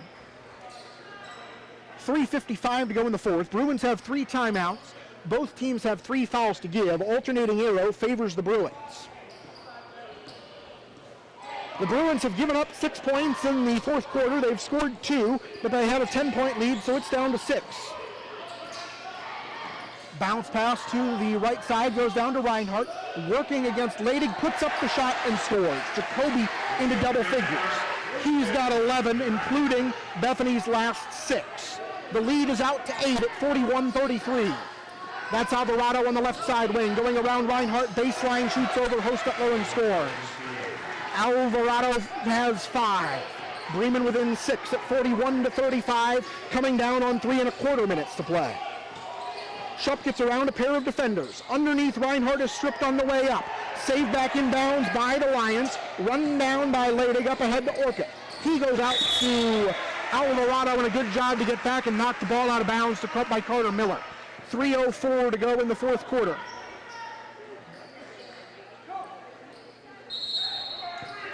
And Bremen will call for time with 3:04 left in regulation. That is a 30-second timeout, so they are down to 2 fulls. A 3-score game for the Lions. Again, those of you who might be more familiar with the college game, remember that in high school, the clock doesn't stop on a made basket, ever. And that also means that, and you also can't buy and advance into the forecourt with a timeout in the last minute. So a couple of things there work in Bethany's favor as opposed to Bremen, as the Bruins have a 6-point lead with 3:04 to go in regulation. The other thing is Bethany just played a tight one coming down the stretch last night against Argus. That was a 1-point game at the end of the third quarter. They'd like to keep this one from becoming nip and tuck as we come down the final period here. But I'm looking, Bremen has played a 5-point game against LaVille and a 1-point game against New Prairie, a 7-point game against Central Noble. But they've also had several games that were fairly blowoutish. Reinhardt steps in front of the inbound pass, knocks it back into the backcourt, takes it himself, got struck on the head, and there's no call as he missed the shot. Now a foul as Miller comes down with the rebound, and Daniel Mast is walking down the sideline, whacking himself in the head, which there are only so many chances you get in life to do that. Now we're going to get another substitution. Baylor Orcutt checks back in for Bremen. Grant Devine back in, along with Camden Hickman, I think, in for Alvarado as well. Bruin basketball, 2:58 to go in the fourth. Chupp throws it into Hostetler, who hands it back to his point guard. Chupp into the free throw lane, back out to Reinhardt. Pass to Miller, knocked out of bounds. It's going to stay with Bethany. A little bit of an unintentional screen set by the official back there, trying to, which ended up preventing either player from getting to that ball. 2:53 left in the fourth quarter, and again, every few seconds that comes off the clock here, I think works in Bethany's favor in terms of they have the lead and Bremen doesn't. And Bremen's still got 2 more fouls to give before they put Bethany on the line. Chupp back to Schleybaugh, Reinhardt in the corner. That's 17 seconds and counting that have come off since this inbound pass. Chupp turns around and fires on the baseline, leaves it short. Rebound Hickman with 2.5 minutes to go. Bremen's first got to get the ball up the floor, which they'll do. Bethany is letting off, but not by that much. Alvarado comes to the top of the circle, skips it into the right side corner. 2:14 to go in regulation. Pulling up and firing Devine, back iron. In for the rebound, Orcutt. Shot back up and good. Orcutt with 11 points tonight. That leads the Lions. They're within 4 at 41-37 as we come under 2 minutes to go. Bruins could do themselves a solid on defense by playing some offense here. They've only got 4 points in the last 6 minutes. Chupp to Reinhardt. He's going to drive baseline. Dumps it off for Hostetler. Layup good. Justin Hostetler with 6, and those are his first points of the second half. Bethany leads by 6, 43-37. Alvarado's three-pointer too strong. Reinhardt on the rebound, down to 1:26 to go. Schleybaugh is going to drive baseline into the corner for Miller. Hostetler up top. Chupp out on the wing with 78 left in the game. Chupp comes back to the left side wing. There's contact. They're going to get a foul on Devine, who says, I didn't commit a foul. And whether or not you meant to, the intent not really relevance on a common foul. Honestly, it's not a bad thing for Bremen as it gets them closer to putting Bethany on the line, which would be the quickest way they have to get the ball back. Miller throws the ball into Reinhardt, who is 17 for 22 at the line this year. He's not somebody you want to foul. Miller gives the ball to Chupp, who's a 91% free throw shooter. Also not someone you want to foul. Hickman gives his second foul to stop the clock. That will, again, stop the clock. It's a common foul, team foul number 6, and now on every subsequent Bremen foul, the Bruins are going to be shooting. Before they get into the end game of who gets the ball, who gets fouled, and who goes to the free throw line, they'll go to the bench. Timeout Bethany with 1:05 in regulation. This is a full timeout. So your endgame reset has both teams with 2 timeouts. Bethany with a full and a 30. Bremen with 2 fulls. Bethany has 3 fouls to give. That means the next 3 times Bethany fouls, Bremen just takes the ball out of bounds. Bremen has 6 personal fouls, which means Bethany has 1 and 1 free throw. Then on the next 3 Bremen fouls, and then it would go to double bonus. Alternating era right now favors the Bruins, and it's Bethany basketball. And I see Keenan Wenger down there in the front row having a conversation with one of our officials. Who knows what it is and who knows what they're talking to Keenan about. He's here all the time. Reasonably well known in the basketball community because he's a Bethany parent, a Jimtown alum, and a former Concord teacher. And he makes a fairly regular habit of visiting all 3 of their basketball teams. Not to mention Smith Academy in Fort Wayne, and basically anywhere where they put an iron ring in the basket 10 feet off the ground. Keenan shows up and watches basketball. Anyway, it'll be Bruin basketball. What I'm saying is they're right at the halfway line because that's his usual spot here on Buller Court. Carter Miller triggers the inbound. Chupp and Schleybaugh in the forecourt. Bounce pass comes into Reinhardt. Chupp goes downhill toward the goal, throws the ball up, but he will go to the line as they're going to say the Bremen defender didn't slide over and draw the charge in time. The Bremen fans, of course, think they did, and if they would like to help officiate this contest, they are free to get an IHSAA officiating application. We have a critical need for officials in all sports. That is Orcutt's fourth personal foul, and it's going to send Chupp to the free throw line.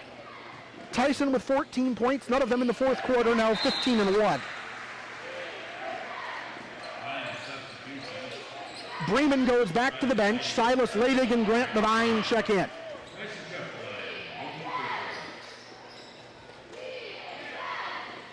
(44-37). Bruin lead is 7 points. The other thing that free throw did is it means that unless there's a 4-point play involved, Bremen has to score 3 times. Chupp with another one. 16 points for the point guard tonight. 45-37. Bethany out in front. Left side wing, Alvarado shovels it back to Orcutt. He's in the game with 4 fouls.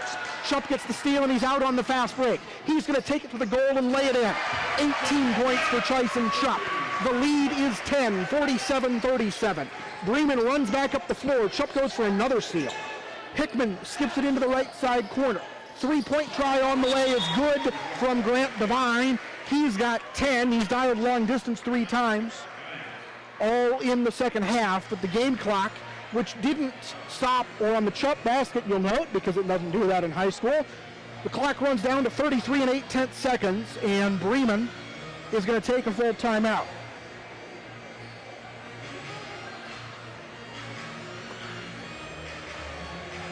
It's not over until it's over, and I don't exactly see the proverbial fat lady warming up yet. But the ball is definitely in the Bruins' court.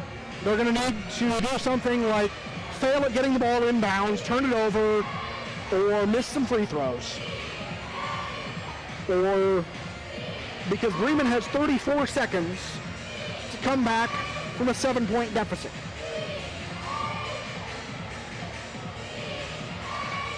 The Lions, what do we say, 4 threes in the first half, 5, 6, 7, 8, 9 tonight. They've got 27 points that way. Just 1 for 3 at the foul line, though. Bethany, in comparison, is 6 for 8 at the stripe. So that's 5 of the 7 points right there, but there haven't been a whole lot of fouls in this game. They've kind of clustered around Alvarado and Orcutt, who have 8 of Bremen's 14 personals among them. The Bruins have just 7 fouls for the game, Reinhardt with 3 of those. It's Bremen basketball down here, it's Bethany basketball down here in front of our broadcast position. They're going to get the ball into Chupp, who is fouled. Reaching over to give the foul is Tyrus Graverson.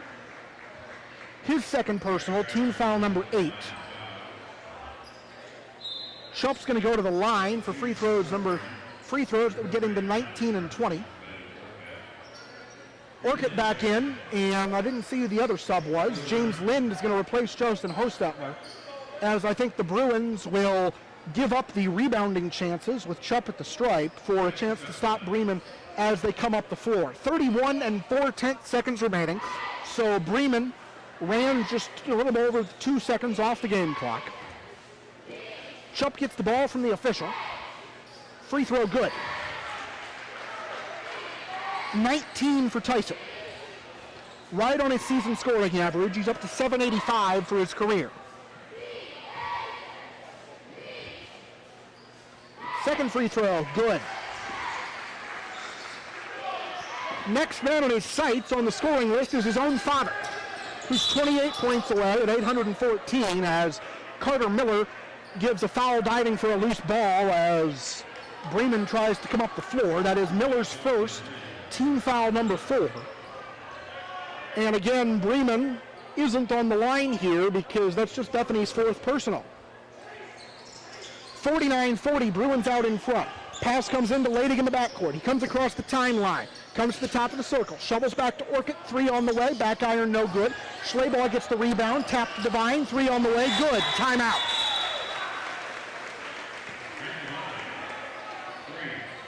Grant Devine has 13 points, all of those in the second half. He is Bremen's leading scorer now. Baylor Orchid has 11. Silas Ladig has 9. Hickman and Alvarado each with 5. That Bremen timeout with 17 and a half seconds to go is their final timeout. They can't stop the clock again, which is significant in the sense that they need 2 possessions.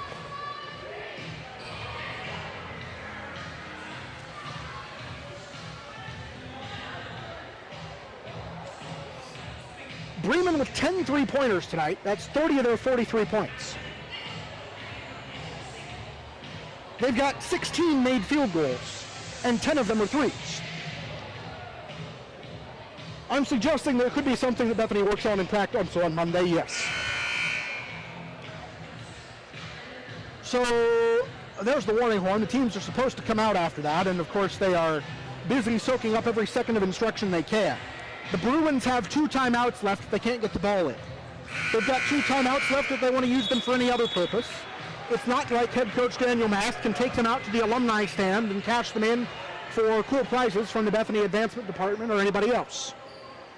But if your name has been called from the Bethany Advancement Department, Eric and Jim are going to go over that in postgame, and they'll also message all of the winners later next week.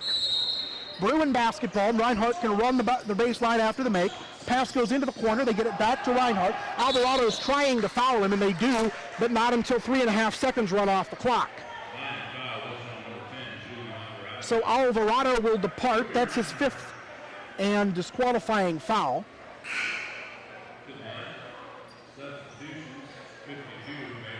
Okay, I thought it was his 5th and disqualifying foul. They must have gotten 1 on somebody else earlier. Yeah, I definitely had him with 2 in the first half and 2 before that in the second half. Reinhardt will go to the free throw line.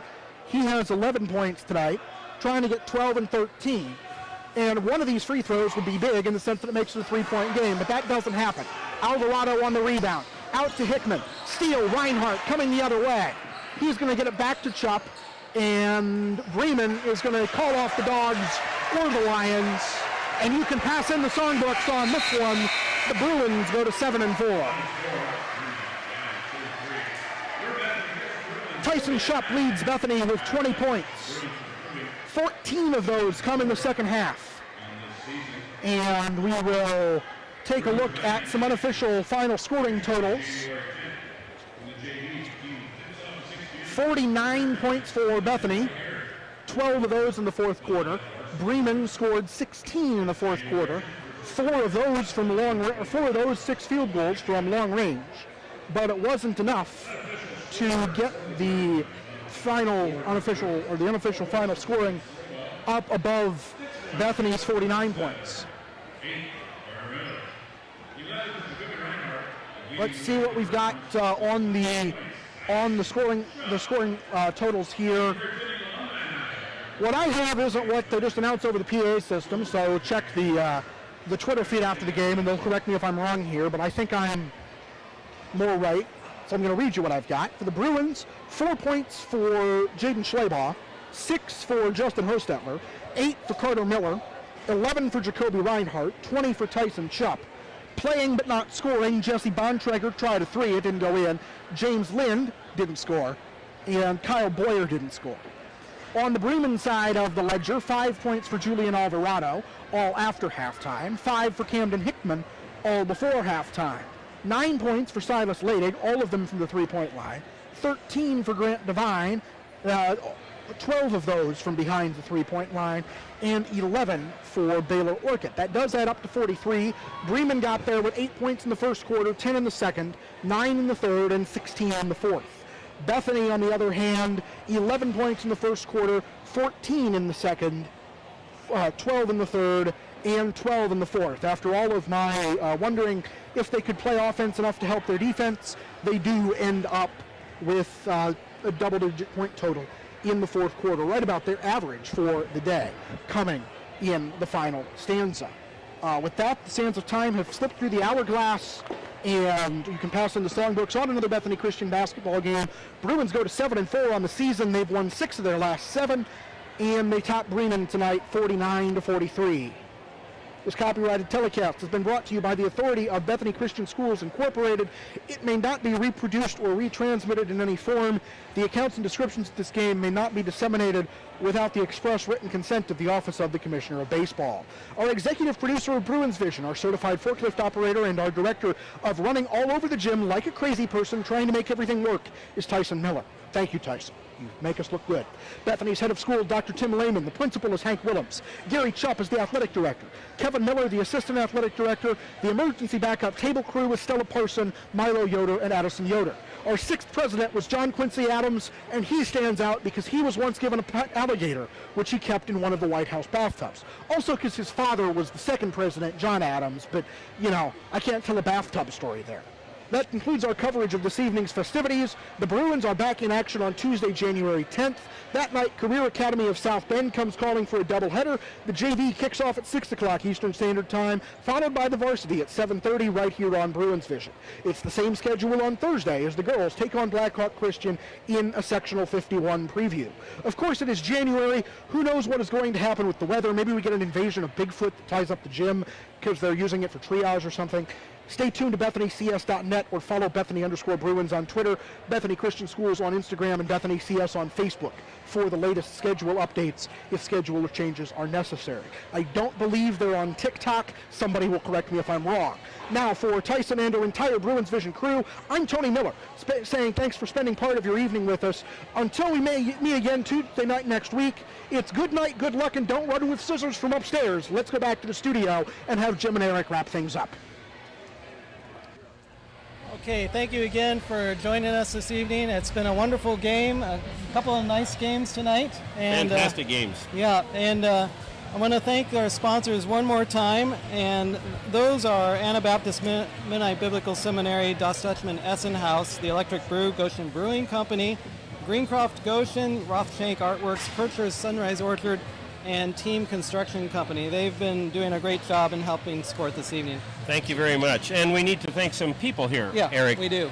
Tyson Miller, who ran all of our videography equipment and helped to live stream. Tony Miller, unrelated, who did the play-by-play. And Kyle Stocksdale, our media consultant, who helped with the setup. So thank you, alums, for joining us. Really appreciate to have you in our audience tonight. Thank you.